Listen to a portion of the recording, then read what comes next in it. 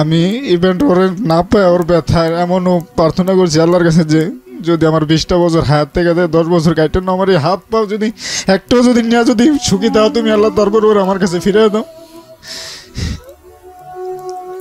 আমি ওর অনেক ভালোবাসি জীবনে, আমি কোনোদিন ভাবিনি ওরে ছাইরে আমি থাকি। রিয়ান আহমেদ জসিম, আমার দেশের বাড়ি চাঁদপুরে হেমচরে। তো আমি ছোটবেলা থেকে বড় হয়েছি গাজীপুরে বড় হয়েছেন। আচ্ছা, ওকে। জীবন গল্প অনুষ্ঠানটা আপনি শোনেন নিশ্চয়ই, নইলে তো আপনি এখানে বলতে। অনেক জীবন গল্প অনুষ্ঠানও আমার লাইফে কিছুটা প্রভাব ফেলছে শোনার বিষয় নিয়ে। কি ধরনের নেগেটিভ কোনো প্রভাব ফেলছে? নেগেটিভ প্রভাব ফেলতে যেমন আমি কখনো সরাসরি লাইভ শো গুলো শুনি না, আমি ইউটিউব থেকে সবসময় শুনি এবং দিনে 4 থেকে 5টা গল্প শোনারও আমার আছে। মানে একটা না এমনকি আমি এটার জন্য মানে মাথায় প্রচন্ড ঘুরাইতো, তারপর কান ব্যথা করতো। তার পরবর্তীতে আমি বক্স কিনা ব্লুটুথ সিস্টেম মোবাইল থেকে এভাবে শুনছি, কিন্তু এটা নিয়েও আমার একটা প্রবস্থা, আমি সারাদিন এগুলো নিয়ে মানে খুব ভালো লাগে আর কি। আর আপনি একাই শুনতেন নাকি আরো অনেক লোকজনকে শোনাতেন বা কেউ শুনতো? একাই শুনতাম, কিন্তু একটা গল্প বকা টকা দিয়েছে কখনো এইসব গল্প শোনার জন্য? ফ্যামিলি থেকে বকা দিব? আমি তো দোকানে এমন একটা পজিশনে আমাকে বকা দেওয়ার কারো একমাত্র মালিক ছাড়া কোনোই নাই। তারপর সবাই আর কি আমাকে নিয়ে একটু দুষ্টামি ফাজলামি করতো, যেগুলো শুনে কি লাভ। সারাদিন শুনতেন? সারাদিন। ওকে, ইউটিউবের কথা যেহেতু আসলো, প্রিয় শ্রোতা, আমাদের ঢাকা এফএম এর ইউটিউব চ্যানেল আছে জীবন গল্প এবং সিক্রেটস অনুষ্ঠানের। আপনারা ওখান থেকে আমাদের পুরো অনুষ্ঠানগুলো ডাউনলোড করতে পারবেন, যাবতীয় অনুষ্ঠান মানে এখন পর্যন্ত যতগুলো এপিসোড হয়েছে সেগুলো ডাউনলোড করতে পারবেন, শুনতে পারবেন ওখান থেকে। আমাদের ইউটিউবের চ্যানেলটা জানা আছে আপনার? www.youtube.com/dfm904। হ্যাঁ, www.youtube.com/dfm904। ওখানে গিয়ে অবশ্যই আপনারা সাবস্ক্রাইব বাটনে ক্লিক করবেন এবং নোটিফিকেশনটা অন করে দেবেন, তাহলে নতুন পর্ব ওখানে আপলোড করার সঙ্গে সঙ্গে আপনার মোবাইলে নোটিফিকেশন চলে যাবে এবং আপনি সবার আগেই শুনতে পারবেন ওখান থেকে, যদি আপনার নোটিফিকেশন অন করা থাকে। তো কি যেন নামটা বলছিলেন? জসিম। আচ্ছা, তো জসিম, যেহেতু আপনি জীবন গল্প শোনেন, আপনি নিশ্চয়ই জানেন কিভাবে এখানে জীবন গল্প বলতে হয়। বলুন, শুরু। তার আগে আমি একটু প্লাস করে নিই যে জীবন গল্প আসলে 3টা গল্প আমার জীবনে এখনো আমার মনে আছে যে আমি তো শুনি। একটা গাজীপুরের যে তুই যে ক্যান্সার এফেক্ট লাভ স্টোরি, ইমন তীব্রতা, গল্পটা আমি শুনে অনেক মানে চোখের জল পড়ছে অনেক। তারপরে এই গল্পটা শুনে আমি মনে করেন অনেক লোকের এটার প্রতি আরো আগ্রহ বাড়াইছি। আর হাসছি আপনার এই নতুন স্টেশনে রিক্তা নামের একটা মেয়ের গল্প ছিল, ওই যে উনি বোর্ডে শালিরে ব্ল্যাকমেল করে আর কি করছে। তখন আপনি ওনার বকাঝকা করতেছিলেন যে আমি ওর পাইলে হাড়গোড় ভাঙা দিতাম, ঠ্যাং ভাঙা দিতাম। কিছুদিন আগে তখন আমি রাত্রে মানে কাজ করতেছি। ভেরি ভেরি স্যাড স্টোরি এবং এটা খুব দুঃখজনক। আমি খুব মানে আমার এই যে লাইফে লাস্ট এই ট্রেজেডিটা ঘটার পর আমি কখনো হাসিনি, মানে ওই গল্পটা শুনে খুব হাসছিলাম, কিন্তু গল্পটা খুব প্যাথেটিক খুবই, এবং আমি সত্যি সত্যি পেলে হাড়গোড় ভেঙে যেতাম, এরকম একটা অনুভূতি হয়েছিল। এরকম বলছিলেন। আচ্ছা, তো তারপরে আরেকটা গল্প যেটাকে আমাকে নাড়া দিয়েছে এবং রাত 2টা বাজে আমি সাহায্য করতে বাধ্য হয়েছি, সেটা হলো রুবানা হক প্রিয়ঙ্কার আম্মু। আচ্ছা, মনে আছে? তখন রাত 2টা বাজে আমি বিকাশে আমার সাধ্য মতো 500 টাকা ওনাকে আমি সাথে সাথে। কোথায় ছিল এই গল্পটা? অন্য রেডিও স্টেশনের? আগের রেডিও স্টেশন। মেয়েটা কি ছিল? মেয়েটা কি কোনো গল্পটা কি ছিল? মেয়েটা ছিল ওই লোকা ওই যে ওনার বড় ভদ্রলোক ফ্যামিলির মেয়ে আর কি। তো ওনার যে জোর করে এলাকার একজন বড় বিয়ে করছিল, তো ওনার যে বাচ্চা একবার করে অনেকবার 7-8বার বাচ্চা নষ্ট হয়েছে, লাস্টের বাচ্চাটুকু মেশিনে বাইর করতে গিয়া ভাঙা গেছে। তারপরে বাইরে থেকে চিকিৎসা করে আনছে। একটা মেয়ে আসছিল প্রিয়ঙ্কার নাম। ও আচ্ছা, প্রতিবন্ধী মেয়েটা। হ্যাঁ, ভিডিও আপলোড করছিলেন। ওই ভিডিও দেখার পর সো আমার কাছে টাকা ছিল, কিন্তু এমন একজনের টাকাটা আমার ছোট ভাইয়ের পরীক্ষার ফিস। তো মানে আমার মনটা এত হয়েছিল, তখন আমি ওখান থেকে 500 টাকা দিয়ে দিছি আর কি। একটা কথা বলি প্রিয় শ্রোতা, আসলে এগুলো না আমি কখনো বলতে চাইনি আমার এই অনুষ্ঠানে, মানে কখনোই বলি না, ভালো লাগে না বলতে আসলে, কারণ নিজের ঢোল নিজে পেটানো হয় এবং এতে আসলে কষ্টই হয় এক ধরনের। এই যে জীবন গল্প কিংবা আগের রেডিও স্টেশনে যে অনুষ্ঠানটা আমি করতাম, এগুলোর তো আসলে কন্টেন্ট সেম, মানুষ লাইফের স্টোরি বলেন, with the name of almighty Allah. আমি এখন পর্যন্ত এই অনুষ্ঠানের মাধ্যমে কত মানুষকে যে সাহায্য করতে পেরেছি আপনাদের সহযোগিতায়, এবং এই সাহায্যে অনেক সময় তারা যেই প্রবলেমটা নিয়ে আসেন সেই প্রবলেম সলভ হয়েও আরও বেশি হয়ে যায়, আবার কোনো কোনো সময় আসলে সাহায্য কিছুই না তাদের প্রবলেমের জায়গাটিতে, কিন্তু কত মানুষ যে সাহায্য পেয়েছেন এই অনুষ্ঠানের কল্যাণে, এটা নিঃসন্দেহে সৃষ্টিকর্তার কাছে কৃতজ্ঞতা আমরা জানাই। এবং আপনি চিন্তা করতে পারবেন না, এই যে ভদ্রলোক যিনি বললেন জসিম, যে ওটা অন্যের টাকা আমি বিকাশ করে পাঠিয়েছিলাম, এরকম কত মানে হৃদয়বান মানুষ যে তাদেরকে সাহায্য করেন। কিছুদিন আগে একটা গল্প এসেছিল, যদি আপনার শোনা থাকে, সিলেটের এক ভদ্র ফ্যামিলি রেপ হয়েছে। আমি এটা অ্যানাউন্স করার পর না, তার বিয়ে শাদী হয়েছে কিনা আমি এখনও আপডেটেড না, আমি খোঁজখবর রাখছি। আপডেট হওয়ার পর যেই সাহায্য এসছে তা দিয়ে মোটামুটি তারা সচ্ছল হয়ে যেতে পারবে। হ্যাঁ, তো এটা আসলে কত বড় দোয়া না, মানে প্রত্যেকেই কিন্তু প্রত্যেকের জায়গা থেকে একটা পার্টিসিপেট করলো এবং এটা কিন্তু জীবনে অনেক বড় হয়ে রিটার্ন আসে। তো যাই হোক, আজকের অনুষ্ঠানটা একটু অন্যভাবে শুরু হলো, ভালো লাগলো আপনার কথা শুনে। আপনারা পাশে আছেন বলেই এই অনুষ্ঠানটি এত সুন্দর, এই অনুষ্ঠানটি এতদিন পর্যন্ত চলেছে এবং এটা আরও সামনের দিকে যাবে ইনশাল্লাহ। আর এই অনুষ্ঠানে যদি আপনারা অংশগ্রহণ করতে চান প্লিজ আমাদেরকে ফোন করবেন। আমাদের ফোন নাম্বারটি হচ্ছে 09611904 আমি আবারও বলছি 09611904। হ্যাঁ, তো জসিম শুরু করুন একেবারে ছোটবেলা থেকে, যেখান থেকে মনে পড়ে। আমরা ফ্যামিলিতে বাবা মা আছে, আমরা 2 ভাই 2 বোন। তো ছোটবেলা আমার যতটুকু মনে আছে, আমি 1 থেকে 3 পর্যন্ত ব্রাক স্কুলে লেখাপড়া করছি, গ্রাম অঞ্চলে যে ব্রাক। বাবা কি করতেন? আমার বাবা কৃষি কাজ করতে, আর আমাদের রিভার কান্ট্রি এলাকা, তো ওখানে আপনার মাছ ধরা হয়। আচ্ছা, তো মাছও ধরতেন? 6 মাস মাছ ধরতেন, 6 মাস উপরে কৃষি কাজ করতেন। আচ্ছা, ওকে, ঠিক আছে। তো লেখাপড়া একটু ভালোই ছিলাম। 3 থেকে ওখান থেকে 4-এ ওঠার পর 4-এ 5-এ প্রাইমারি স্কুলে কাটাইছি। তো আমার কি আবার একটা কি, আমি পড়া একবার দেখলেই মানে মুখস্থ হয়ে যায়। তো এদিক থেকে আমাদের প্রধান শিক্ষকের সাপোর্ট পাইতাম আর কি, উনি আমারে খুব অন্য চোখে দেখতেন। 4-এ যখন বার্ষিক পরীক্ষা দিলাম, তো আমরা যখন 3-4 জন একসাথে স্কুলে যাই, তো পরীক্ষার সময় দেখলাম যে ওরা আমার যা দেখা লাগছে আর কি করছে, কিন্তু তখন আমি পরীক্ষা দিয়ে ঢাকা যাই বেড়াইতে যাওয়ার পর আইসা শুনি ওরা সবাই পাস করছে, আমি ফেল গেছি। তো আমি খুব কান্নাকাটি যে না, এটা কিভাবে সম্ভব, আপনার দেখে লিখে পাস করে ফেললো আর আপনি ফেল করে ফেললেন। পরের বাদে আমি খুব কান্নাকাটি, আমি লেখাপড়া করবো না সেই। তো মা বলতেছে আগে স্কুলে যাও, স্কুলে যা দেখো যে কি হয়েছে। পরে স্কুলে যা দেখি যে না, আমি ফেল করি নাই, আমি পাসই করছি, এটা একটা গুজব ছিল। আচ্ছা, 6-এ যখন ভর্তি হই, 6-এ ভর্তি হইলে আমার তো আর লেখাপড়ার মন বসে না, মানে বাড়ির পাশে স্কুল, ভালো লাগে না, এই তো এলাকায় ঘোরাঘুরি করি করি এরকম নিয়া। তো আমাদের আবার একটা ইসলামিক স্যার ছিল, তো উনি নামাজ না পড়লে সবাই মারতো আর কি। তো আমি ওই দিন নামাজ না পড়ে মিথ্যা কথা বলছি যে হ্যাঁ স্যার আমি পড়ছি। তো পিছন থেকে আমার ফুয়াতো ভাই ছিল রাজা, ও বলতেছে যে না স্যার ও পড়ে না। তো স্যার আমারে মারলো, মারার পর আমি বললাম যে আমি আর স্কুলে যাবো না। তারপরে মা বলতেছে তো স্কুলে যখন যাবি না তাহলে আমাদের কাজ করেই খাওয়া, তোর বসায় তো আর আমি খাওয়াবো না, তোর বাপে গালাগালি করে এই করে। তখন আমার ফুয়াতো ভাই থাকে ধানমন্ডি জিগাতলা, ওনার সাথে যোগাযোগ কইরা তো এখানে পাঠাইলো।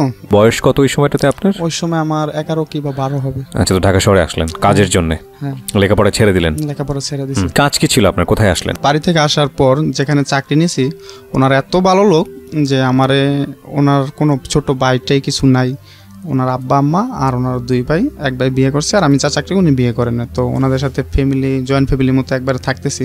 ওনারা আমার কখনো বাড়িতে মেহমান আসলে যদি জিজ্ঞাসা করছে যে উনি ওকে, বা এসে বলছে যে আমার ছোট ছেলে, কোনো সময় বলে না যে ও আমাদের দোকানে কাজ করে বা ওরকম কি, একবারে। কিন্তু ওনার আদর ভালোবাসা পায়, আমি আর বাড়িতে যাই না, বছর পর 1 বছরে একবার বাড়িতে যাই আর কি। এইভাবে ওখানে। কোথায় এটা? ঢাকাতে? এটা গাজীপুরে। ওকে, গাজীপুর। তো আমাদের দোকানে একটা কাস্টমার ছিল যে উনি রং মিস্ত্রি, ওনার সাথে আমার খুব ভালো পরিচয়। উনি আমার বাইকনা বইলা ডাকতো, তারপরে ওনার মামা বইলা ডাকতাম। তো একদিন এখানে প্রায় 5 বছর চলে গেছে দোকানদারি করতেছি এরকম। জি।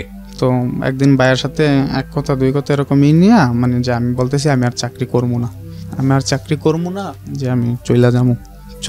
পরে বাবির বাড়িতে যা বাবিরে বলছি, ভাইয়া বাবিরে ধরছে যে ও চলে যাইতে চায়, ও গেলে আমি কিভাবে দোকান চালামো বা এরকম। আর আমি চলে যাওয়াটা বড় বিষয় না, যে আমি যে হয়তো কাজ করে চলে গেলাম, করলাম না, টাকা দিল না, কিন্তু ওরকম বিষয় না। কিন্তু আমি তাদের ফ্যামিলির সাথে এরকমভাবে জড়ায় আছি যে আমার যাওয়াটা ওনারা মাইনে নিতে পারতেছে না। ওখানে আমি কিছুদিন মানে চাকরিটা ছাইড়া দেওয়ার পর আমার দুলাভাই, তো কিছুদিন এইভাবে বেকার ঘুরি, কিন্তু দুলাভাই পরবর্তীতে 50,000 টাকা দিয়ে আমার একটা চাকরি নিয়ে দেয়, যে মাল্টিপারপাস কোম্পানি, যেটা আর কি ফিল্ডে টাকা ছাড়ে বা গ্রাহক থেকে টাকা উঠায় ওরকম। তো আমার দুলাভাই 50,000 টাকা দিয়ে আমার ওই চাকরিটা নিয়ে দেওয়ার পর, তো এখন ওই আগের মালিকে বলতেছে যে ওই চাকরিটার ডিউটি একবারে সীমিত। তো আগের মালিক বলতেছে যে তুমি এইটার পাশাপাশি তুমি আমার একটু সময় দাও, তো আমার ব্যবসাটা চলবো, এরকমই করবো। তখন আমি বলতেছি যে আচ্ছা ঠিক আছে, অসুবিধা নেই, আমি দিব। তো ওই চাকরিতে যাওয়ার পর যে আমার মানে এলাকায় যে পরিচিত, আমার আগে থেকে প্রায় 10 বছর ওখানে আছি, এলাকায় যে পরিচিত, এই পরিচিত কাজে লাগায় মানে কি ওই চাকরির মধ্যে 3 জন আমরা ফিল্ড অফিসার ছিলাম। তো ওখানের মধ্যে সেরাটা আমি হই আর কি। সেটা আমি, যেমন আমি গ্রাহক থেকে সঞ্চয় উত্তোলন করাটা বা বিনিয়োগ জিনিসটা, এটা সবচেয়ে বেশি ফার্স্টে ছিলাম আমি। তো এটা তারপর ওই মালিক আমারে মানে একটু আদর যত্ন ভালোই করতো। তারপরে একদিন ওই যে মামা বললাম ওনার সাথে ভালো সম্পর্ক, উনি বলতেছে যে আমার সাথে তোর একদিন বেড়াতে যাওয়া লাগবো। তো আমি বলতেছি কোথায়? বলতেছে সাভার। তো আমি বলতেছি কে? বলতেছে যে এরকম এরকম আমার 2টা শালি আসছে, তো ওদেরকে আনতে যাবো, আমার বাসায় বেড়াতে আসবো, ঠিক আছে? তো বলতেছে যে পরে দোকানে বৈশা গল্পটা করতেছি। তো উনি আমার বলতেছে যে বাইক না, আমার একটা ফুফা শাশুড়ি আছে, ছোট সম্পর্কে ফুফা শাশুড়ি লাগে, তো তুমি ওই মেয়ের সাথে কথা বলো, মেয়েটা খুব সুন্দর, এমনি গরিব ভদ্র। আচ্ছা, আমি তো তোমার চিনি, আর মেয়ে তো আমার সম্পর্কে ফুফা শাশুড়ি লাগে। তো আমি বলতেছি আচ্ছা ঠিক আছে, মোহাম্মদপুর আছি, তো এই আর কি যাই 1 সপ্তাহ আর কি, নতুন অবস্থায় যেরকম কথাবার্তা চলে ওরকম। তো মামা বলতেছে যে আমার ওই শালিরে আনতে যাবো, ও 2জনের আনতে যাবো, তো আমার সাথে যাওয়া লাগবে। তো আমি যাওয়ার ইচ্ছা ছিল না, তো ওই দিন এক পর্যায়ে জোর করে নিয়ে গেছে, তো আমারে আর আমার যেটা তো ভাই জুয়েল ওদের বাড়িতে 2জন সাবান। মেয়েটার নাম কি ছিল? ও যার সাথে কথা বলছি তার নাম ছিল জেসমিন। আচ্ছা, তো কার বাড়িতে নিচ্ছে? মেয়েটার বাড়িতে? তো না, মেয়েটার বাড়ি না, এটা হলো মামার ফুফা শাশুড়ি, ও ঢাকা আসছে, আবার মামার 2টা শালি আসছে। আচ্ছা, শালি আসছে, ওরও মনে করেন ঢাকা আসছে সাভার। তো এই মেয়েটা আসছে মোহাম্মদপুর আর ওরা আসছে সাভার। তো দুজনেরই আনা হবে ওনার বাড়িতে আর কি। কার বাড়িতে? এটা মামার বাড়িতে। মামার বাড়িতে। আচ্ছা, মানে জেসমিনকেও আনা হবে? জেসমিন তো আপনাকে ডেকেছে মামার বাড়িতে। তারপরে ওনার সাথে ওই দিন আমার যারা তবে জুয়েল আর আমাকে নিল আর কি। তো সাভার গেলাম, সাভার যাওয়ার পর বাসায় যাওয়ার পর দেখলাম যে ওনার 2টা শালি, তো বলতেছে যে ঢোকার পর যে বলতেছে দুলাভাই কেমন আছেন, এসে বলতে ওরা জানতে পারি যে ওদের একটা নাম মুন্নি, আর বাসায় আরো লোকজন আছে। তো পরিচয় হইলাম, মানে সবাই সবার সাথে পরিচয় হয়, খাওয়া দাওয়া সালামি করলাম। আসলে যে ওই দিন গেছি, যাওয়ার পর মানে ওদের দেখার পর এরকম একটা ফিল বা ওরকম কিছু, ওরকম মনের মধ্যে কোনো কিছু ছিল না, স্বাভাবিকভাবে যেভাবে চলাফেরা ওইভাবে করতেছি। পর আমরা গাজীপুরে আসলাম, গাজীপুরে আসার পর এখন বাসায় ওদের রাইখা টেকা, তো আমরা চলে আইছি। ওই দিন রাত 9টা বাজে গেছে আসার পর। চলে আসার পর এখন সকালবেলা দেখা করতে গেলাম, দেখা করতে যাওয়ার পর আসলে কি ওই যে এক জায়গায় কথাবার্তা বলতে বলতে যেরকমই হয়, ওই মেয়েটার সাথে একটু বেশি কথা বলা। কোন মেয়েটা? আর মুন্নিটা একটু মোটা কাটা ছিল, ওই ছিল। ওরা যেহেতু আমার মামার শালী, সেহেতু ওরা আমার ও মামা বলে ডাকছে, ঠিক আছে? তো মামা বলে ডাকতেছে, তো ওরা বলতেছে যে মামা ঘুরতে যাবো, আমাদের ঘুরতে নিয়ে যাওয়া হবে, আপনাদের এলাকায় আসছি এরকম। তো আমি বলতেছি যে কোথায় যাইবা? তো দেখো ওরা আবার মামার একটা শালা ছিল আলামিন, তো আলামিনে বলতেছে যে ওনারে বলি যে আমাদের যাতে ঘুরতে নিয়ে যায়। কোথায় এরকম স্পেস পাই না, যে আবার এলাকার কন্ডিশনও বেশি ভালো না, যে নিয়ে যদি কোনো অসুবিধা হয়। তো লাস্ট পর্যন্ত ওই যে আমার মাল্টিপারপাস অফিসে নিয়ে গেলাম ওদেরকে বিকালবেলা, অফিসে নিয়ে গিয়ে তো ওখানে ভালো পরিবেশ আর কি থাকার মতো। তো ওখানে সবাই নিয়ে গেলাম। তো আমরা সবাই অফিসে যাওয়ার পর তো আমার অফিস স্টাফ সবাই আমার জন্য মানে অফিসটা ক্লিয়ার করে দিছে যে আমার গেস্ট আছে, তাদেরকে আমি আপ্যায়ন করবো, এই করবো। পাসপোর্টের দোকান থেকে এরকম সব কিছু আনার পর আমরা সবাই একসাথে খাওয়া দাওয়া করতেছি। তো রিক্তা আমার পাশে বসছে, আমার যে বসার টেবিলটা ওইটার পাশে রিক্তা বসছে, আর ওই পাশে মুন্নি আলামিন জুয়েল বসছে। বসার পর এক পর্যায়ে সবাই দুষ্টামি করে খাইতেছে, তো থেকে বার্গারটা মানে মাটিতে পড়ে যায়। পড়ে যাওয়ার পর আমি উঠাইতে যাই, ও উঠাইতে যায়, এক পর্যায়ে মানে ওর চুলগুলো আমার এখানে লাগে আর কি, চোখে মুখে লাগে। আসলে ওই অনুভূতিটাই আমার জীবনে কাল হয়ে দাঁড়াইছে, ঠিক আছে? তখন ওরে মানে আমার খুব একটা এরকম যে ভালো লাগে আর কি, এরকম একটা লাগে। তো ওরে যাইতে যাইতে পাশে অনেক বলি যে তোমার না আমার খুব ভালো লাগে এসে, পরে ও কোনো পাত্তা দেন এরকম করেন না, যে ভাবছি দুষ্টামি করে বলি করি। তো বাসায় যাওয়ার পর ওরে আমি বলি দেখো তুমি তো আমার মামা ডাকছো, তো এরকমটা আমাদের তো কোনো সম্পর্ক আগে থেকে নাই, ঠিক আছে? কিন্তু তোমার আমার খুব ভালো লাগে, চলো না আমরা সম্পর্কটা পাল্টায়, ঠিক আছে? আমি তোমার সাথে সম্পর্ক পরেও আমার ইডিয়েট বলে একটা বকা দেয় মতন আমি রাগ করে ওখান থেকে চলে আসি। চলে আসার পর দেখে আমার নাম্বারে অনেকগুলো ফোন দেয়, আমি ফোন ধরি না। পরে একটা মেসেজ আসে যেখানে লেখা ছিল আই এম সরি, আসলে আমি এই কথা বলতে চাইনি। পরের বাদে আমি ফোনটা রিসিভ করি, বলতেছি যা সরি যখন বলছো তাহলে সমস্যা নেই, আমি কথা বলি। বলতেছে যে আপনি আসবেন না এখন? আমি বলতেছি না, এখন অনেক রাত হয়ে গেছে, কালকে সকালবেলা আবার আসবো। পরে সকালবেলা যা দেখা করি মানে আমি একটু পাশ কাটাই চলি আর কি, যেহেতু আমার একটা বকা দিছে, ইডিয়েট মনের মধ্যে একটা জিদও কাজ করতেছে যে আমি ওর সাথে প্রেম করবো এরকম। আর এদিক দিয়ে মামা বলতেছে, মামার ফুফা শাশুড়ি যে জ্যাসমিনের কথা, ঠিক আছে? তো আমি জ্যাসমিনের কথা বাদই দিয়ে দিছি যে আমি ওর সাথে আর কথা বলবো না, আমি ওর সাথে কথা বলবো। তো ওরা 2 দিন থাকলো, থাকার পর এখন যাবার পালা। এখন মামা ব্যবসা বাণিজ্য নিয়ে বিজি, তো উনি যাইতে পারবো না। তো আমার বলতেছে যে জসিম নিয়ে দিয়ে বহনে। তো আমি রাজি ছিলাম না, কিন্তু পরবর্তীতে বাধ্য হয়ে আর কি যাওয়া লাগে। তো ওই দিন তাড়াতাড়ি অফিসের কাজগুলো সাইরা ওদের নিয়ে বাইর হই, মামার শালা আলামিন আর আমি যাই আর কি। তো যাইতে যাইতে আমি এইটুকুই বলি যে যাইতে পারি, বাসে উঠে বলি কি যাইতে পারি এক শর্তে, দে আমার সাথে সম্পর্ক করতে হবো, রাজি হইতে হবো। কোনোদিনও সম্ভব না। পরে আমি বলতেছি কে সম্ভব না, তুমি কেন করবো না, ঠিক আছে করতে হইব, ঠিক আছে, নয়তো আমি নাইমা যাবো বাস থেকে, তখন একা একা যাইতে পারবো না।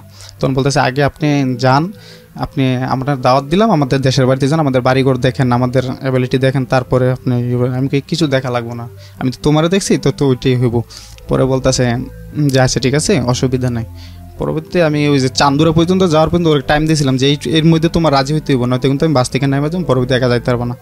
পরবর্তীতে ও এমনিতেই বলে যে হ্যাঁ অসুবিধা নেই, আপনি কথা বললেন। তারপরে বাসায় দাঁড়ান, আপনি মেয়েটাকে নিয়ে কোথাও পৌঁছে দিচ্ছেন? হ্যাঁ, শুধু মেয়েটাকে নিয়ে?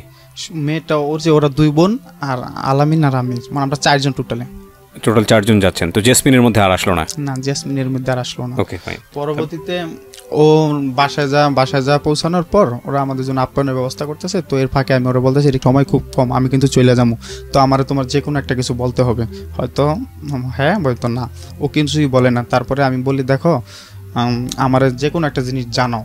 ও তারপরে ও শুধু একটা কথা বলে আগে আপনি আমাদের বাড়িতে যান, তারপরে দেখা যাক, আপনার দাওয়াত দিলাম, আপনি আমাদের বাড়িতে যান। তারপরে আমি বলতেছি যে তোমার কাছ থেকে একটা কিছু স্মৃতি আমার দিয়ে যাও, যাতে আমি এটা রাখি। আর তোমার কাছে একটা রিকোয়েস্ট, আজ থেকে 7 দিন পর্যন্ত তুমি আমার সাথে কথা বলবে, এতে আমাদের সাথে যত ঝগড়াঝাটি যাই হোক, কিন্তু তুমি আমার সাথে কথা বলা বাদ দেবে না। এই 7 দিন পর রেজাল্টটা আমারটা আমি নিবো। হ্যাঁ, তো বলতেছে আচ্ছা ঠিক আছে। ও আদা করলো, প্রমিস করলো। তারপরে ওর হাতে দেখে আংটি, তো আমি একটা আংটি নিয়ে নিলাম, বললাম যে আমার এই আংটিটা তোমার আংটিটা আমি রেখে দিলাম, এটা তোমার স্মৃতি হিসাবে আমার কাছে থাকবে। তো মুন্নি বলতেছে যে দেখেন আংটির প্রেম কিন্তু থাকে না, আংটির প্রেম কিন্তু ভাঙা যায়। আমাদের এরকম বান্ধবীদের অনেক আংটি নিয়ে প্রেম হয়েছিল, তো এগুলো কিন্তু থাকে না। তো আমি বলছি এগুলো আমি বিশ্বাস করি না, ঠিক আছে। তো ওখান থেকে বাইরে আসার পর, না ওখান থেকে বাইরে নেই, মানে খাওয়া দাওয়া চলতেছে কিন্তু ওর থেকে তারপর সত্যি কথাটা জানার জন্য মানে আমি ওরে এবার পাওয়া দিয়া জাপটা দিয়ে এক সাইডে নিয়ে বলতেছি যে তুমি তাড়াতাড়ি বলো যে কি বলবা, হ্যাঁ বলবা না বলবা। ও পরে ওর আপা চলে আসে আর কি। তো আপা চলে আসার পর দুজন সাইড কেটে যায়, সাইড কেটে যাওয়ার পর ওখান থেকে আয়সা পড়ার পর ওর সাথে ফোনে কন্টিনিউ যোগাযোগ হইতেছে, কিন্তু বা ওখান থেকে আর পর ও তো আমার অ্যালাউ করে না, মানে সব কিছু এরা চলে বা করে না। তারপর কথাবার্তা বলে, ও বলে আমিও বলি, বলে এক পর্যায়ে ওরা দেশে চলে যায়। দেশে চলে যায় না, আমি দেশে চলে যাই, মানে আমার জেরাতো বোনের একটা বিয়ে। তো ওই বিয়ে খেতে যাবো। তো আমি বলতেছি যে তুমি আমার সাথে কথা বললো, আমি দেশে যাই, যেখানে যাই তুমি আমার সাথে কথা বললো। তো এই কথাটা আবার মামা টের পাইছে যে আমি ওর সাথে এরকমই করি। তখন মামা তো আমারে মানে অন্যরকমভাবে শাসাইতেছে যে তোরে নিলাম ভালোর জন্য, এখন থেকে তুই করে বলি, তোরে দেখালাম একটা তুই করস আর একটা এরকম। আমি বলতেছি না, ওরে আমার ভালো লাগছে, আমি ওর সাথে করবো। পরে বলতেছে না, এটা কোনোদিনও সম্ভব না, আর এটার মধ্যে আমি রাজি না। তো তখন আমিও বুঝতে পারছি যে ওনারে জানলে তো হয়তো তো ওনারে লুকা মানে ওর সাথে কথা বলি। তো দেশে যায় বিয়ে, চাস্তো বোনের বিয়ে খাওয়া আসার পর ওখানে একদিন থাকি, শুধু সকালে নামি, দুপুরবেলা বিয়ে খাই, বিকালবেলা আবার চলে আসি। তো যাওয়ার টাইমে আমি আবার তোমার দেখতে ইচ্ছা করে, তো আমি তোমার দেখতে আসবো। তো বলতেছে আসেন, অসুবিধা নেই। ও ভাবতে পারেনি যে আমি যাবো, যে বললেই কি চলে আসে। তখন আমি বিয়ে খাই রাত্রেই চলে আসি। আমাদের তো লঞ্চে আসা লাগে, তো রাতকে লঞ্চে চলে আসার পর সকাল ভোরবেলা আমি ঢাকায় পৌঁছার পর ওদের এখানে যা ওরা ভোরবেলা ফোন দিতেছি যে আমি কিন্তু চলে আসি সত্যি। ও বলে যে আপনি বারবার এত ফোন দিয়েই করেন, বলছি না আসলে আসেন। তো ওর দুলাভাই আর আফা গার্মেন্টসে চাকরি করে, সকাল 8টা বাজে অফিসে বাইরে। তো 8টা পর্যন্ত ওই বৈলাপুর স্ট্যান্ডে আমি বৈশা থাকি সাবার। তো বৈশা থাকার পর ওনারা যখন দেখি বাইরে হয়ে গেছে বাসা থেকে, তখন আমি বাসায় যাই। বাসায় গিয়ে নক করার সাথে সাথে দরজা খুলে ও তো দেখে আমার অবাক, বলতেছে যে আপনি কি মানুষ না আর কিছু, যে আপনি সত্যি চলে আসলেন। পরে আমি বলতেছি দেখো আমি আমার ভালোবাসার জন্য সবকিছুই পারি, এটা আমার প্রথম পরীক্ষা। তখনও তো মেয়ে কথা দেয়নি আপনাকে যে আপনাকে লাভ করে? ওকে, তখনও কথা দেয়নি, ঠিক আছে। তখন ওরা দুজন হাসতে শেষ, বাবা এই কোন আজব লোকের পাল্লায় পড়লাম, ঠিক আছে। একটু বলাতেই চলে আসলো। আবার সকালবেলা যদি দুলাভাই আফা দেখে হলে তো আমি বলছি অসুবিধা নেই, আমি বাইরে দাঁড়াইছিলাম, ওনারা যাওয়ার পরেই আসছি, ঠিক আছে। তারপর ওরা আমার জিজ্ঞাসা করলাম তোমরা নাস্তা খাইছে, বলতেছে না। তখন আমি হোটেল থেকে 3 বক্স খিচুড়ি আনলাম, এনে সব একসাথে খাইলাম। ওরা বলতেছে যে আপনি ঘুমায় পরে বিকালবেলা জায়গায় দেবো না, দুপুরবেলা খাওয়া দাওয়া করে একবার বিকেলে যায় না। ওদেরই বাসায়? হ্যাঁ, ওর বোনের বাসায়। ওর বোনের বাসায় ওরা বেড়াইতে আসছে, ওখানে ওরা বেড়াইতে আসছে। ওর বোন দুলাভাই তো গার্মেন্টসের জায়গা, আচ্ছা, তো বাসাটা খালি থাকে আর কি। আচ্ছা, ওকে। তো আমি তো জানি যে লাঞ্চে ওনারা আসবে বাসায়, তো এই জন্য আমি আর বেশি লেট করি না। তো রিক্তা বলতেছে আপনার জন্য নাস্তা বানাই, একটু গাজরের হালুয়া বানাই আমার খাওয়াটা বলে। আমি বল আমার ওদিন কাজ আছে যে আমার আবার আইসা ওখানে কালেকশন করা লাগবে, দোকান লেখা লাগবে, তো আমারও একটু তাড়া ছিল, তো আমি ওখান থেকে চলে আসি। চলে আসার পর কথাবার্তা চলতেছে একটু মোবাইলে, হ্যাঁ সব কিছুই হ্যাঁ, কিন্তু সামনাসামনি গেলে একটু আনইজি ফিল করে। তো পরবর্তীতে কথাটি চলতেছে, এক পর্যায়ে এটা এমন পর্যায়ে জায়গা ও বেশি বিরক্তি বোধ করে, আমি সারাদিন কথা বলি ওর সাথে। তখন ও একটু ঝগড়াপাটি লাগলে ও ফোন করে বলে দুলাভাই ও আমার ডিস্টার্ব করে, এরকমই করে। আমি বলি না মামা, ও আমাকে আগে মিস কল দেয়। দুলাভাই বলতে হচ্ছে আপনার যে মামা সম্পর্কের মামা। হ্যাঁ, তো আমি বলি যে না, ও তো আমারে ফোন দেয়, ও আমার এইটা বলছে কে এই সেই, ঠিক আছে, মানে এটা নিয়ে একটু একটু চলে আর কি, যে মিষ্টি মিষ্টি ঝগড়া যেটা আর কি। তো ওগুলো আপনার এই সম্পর্কের মামা কি বিষয়টা কিভাবে দেখতো? উনি তো কোনোদিন ভাবতেই, হ্যাঁ উনি ভাবছে যে একবার দেখা করাইছি দেশে, হয়তো মোবাইলে দু একদিন কথা বলার পরে বুঝতে পেরে যাবে, ঠিক আছে। তারপরে ওর সাথে কথাবার্তা চলে, ও বিচার দেয় আমিও বিচার দিই, এরকমই চলে। তো একদিন পারতেছি না আর, অনেকটা বেশি অহংকার দেখায় পারতেছি না। তো আমি বলতেছি তুমি এতদিন যেই মানুষগুলা নিয়ে আমার সাথে কথা বলছো, যেমন তোমার কিছু বান্ধবী ওগুলার আমার কথা শুনাইছো না, ওগুলা সবাই নিয়ে আসো, তোমার জন্য একটা সারপ্রাইজ আছে। তো বলতেছে যে কখন? আমি বলতেছি দুপুরের দিকে ফোন দিও। তো ও সবাই ডাইকে নিয়েছে। আমি বলছি তোমাকে একটা একটা ওয়াদা করতে হবে যে আমি যতক্ষণ পর্যন্ত কথা না শেষ হইব ততক্ষণ পর্যন্ত তুমি ফোন কাটবা না, আর লাউড দিয়ে সবাইকে শুনাইবা। পরবর্তীতে ও বলতেছে আচ্ছা ঠিক আছে। আচ্ছা, এই লাউড দিয়ে যাওয়ার আগে আমি একটু বলি, এটা হচ্ছে মেয়েটা আপনার ফ্যামিলি সম্পর্কে তোমরা মোটামুটি জানলাম, ইকোনমিক স্ট্যাটাস কি ছিল আপনার মেয়েটার, ইকোনমিক স্ট্যাটাসটা কি ছিল, মানে অর্থনৈতিক অবস্থা? সেম, ওর বাবাও কৃষিকাজ করতো। ওকে, ঠিক আছে। তো লাউড দিয়ে শোনানো, হ্যাঁ তো তার লাউড দিয়ে শোনানো। তো ওর যে বিরক্তিকর, ও আমাকে কোনো পাত্তাই দিত না, খুব অহংকার দেখাইতো। তখন আমি ইচ্ছারম বিশ্রীর পাশে বকাবাজি, তুই নিজেকে কি মনে করিস, আয়না কোনোদিন নিজের চেহারা দেখছিস? এই লাউড দিয়ে, হ্যাঁ ওর বান্ধবীর নিয়ে করছে, তো আয়না কখনো নিজের চেহারা দেখছিস? ঠিক আছে, তুই যেদিন আমার ইডিয়েট বলে বকা দিচ্ছস সেদিনই আমি তোর পিছে লাগিয়ে আছি, ঠিক আছে, এই সেই করে এইভাবে এই করমু সেই করমু, ঠিক আছে, বেশি বিশ্রী না, এইভাবে যা একটু রেশারেশি। তখন ও ফোনে আর কিছু বলে না, বলতেছি আর আপনি কি আর কিছু বলবেন? পরে আমি বলতেছি না, পরে রেখে দিই। পরে বিকালবেলা ওই আলামিন রে ওর চাস্তো বাইরে ফোন দিই, ফোন দেওয়ার পর জিজ্ঞাসা করি যে কিরে দেখছস? কয় হ্যাঁ। আমি কি কিরকম দেখা যায়? কয় মুখ চোখ কালা, পুরো একবারে গোমরা দেখা যায়, যে কি জানি হয়েছে, ঠিক আছে। পরে বলি যে আমি এরকম বলছি, এই হয়েছে।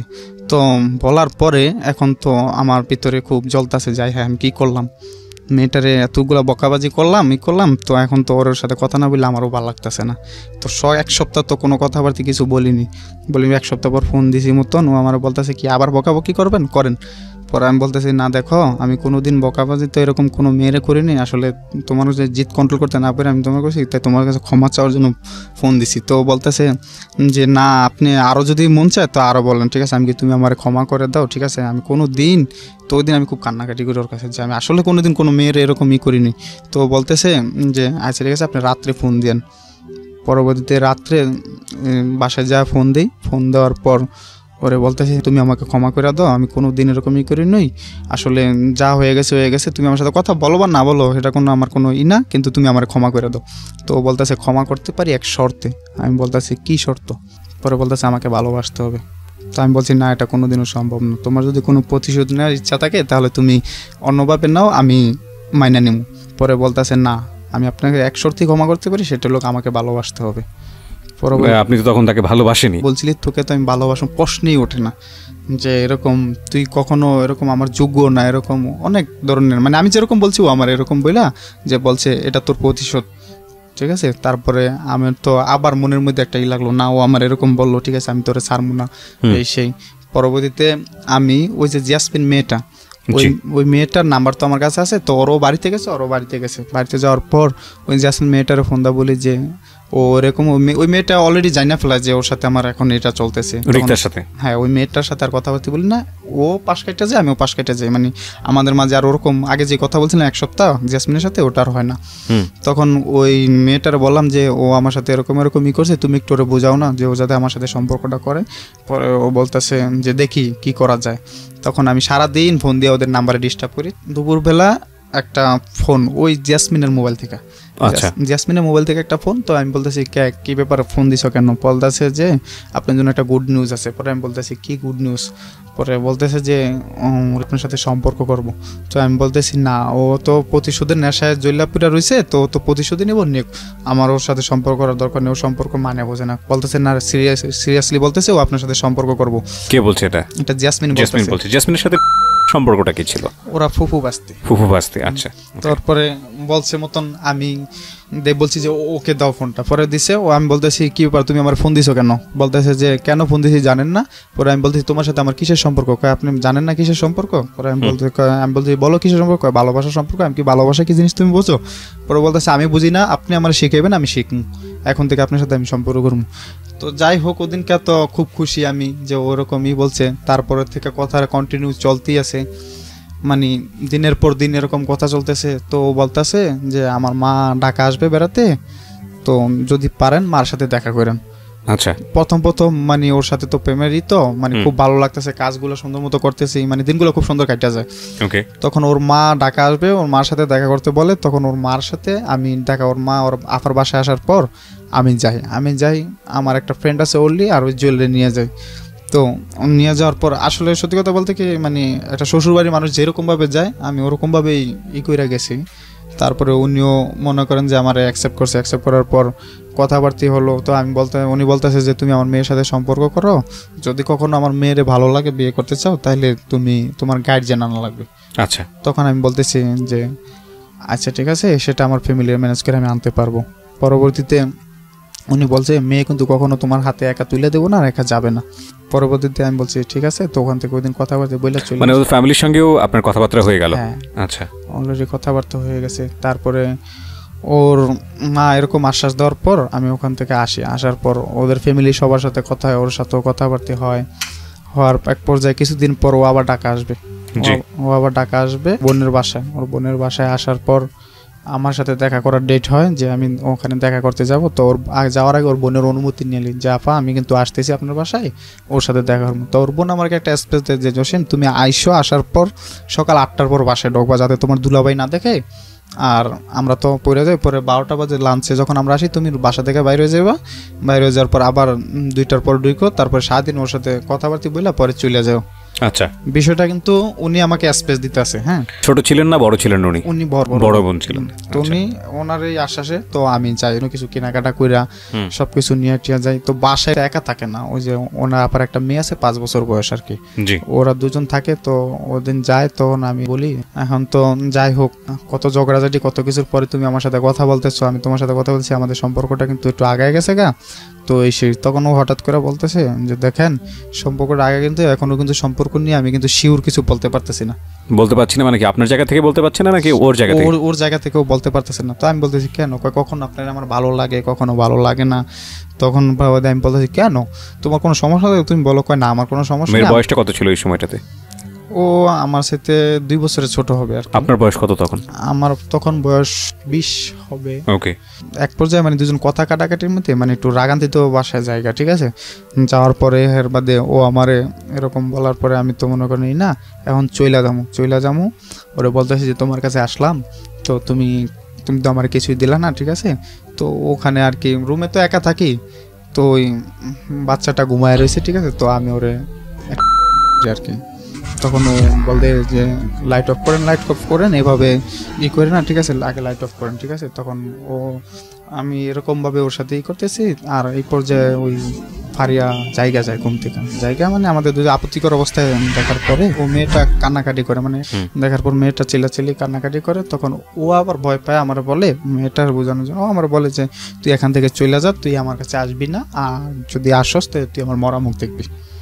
তখন আমি ওখান থেকে আসার পর মানে ওখান থেকে চলে আসি, ও মানে খুব রাগ হয়ে যায়। তখন চলে আসার পর আমি ওরে ফোন দিয়ে আসতে কিন্তু ও ফোনটা রিসিভ করে না, তারপর বলে তুই আমাকে আর ফোন দিবি না, সেই এরকম। তো আমি একদিন ফোন দিই না, একদিন ফোন না দেওয়ার পর ও আমার ফোন দেয়। পরবর্তী আমি বলতেছি কি ব্যাপার তুমি না ফোন দিতে না পারছো, আবার তুমি ফোন দিলা। বলতেছি দেখতেছি যে বৌমর কি ফুলের মধু খেয়ে চলে যায় না থাকে।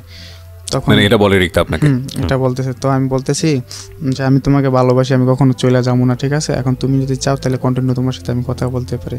ও বলতেছে ওকে। তো আমি বলতেছি তাহলে আবার আসি তোমার সাথে দেখা করতে। ও বলতেছে যে অসুবিধা নেই, আসো। তখন 3 দিনের মাথায় আমি ওর সাথে আবার দেখা করার ডেট করি, ওর বোনের সাথে আবার যোগাযোগ করি যে আমি কিন্তু আবার আসতেছি।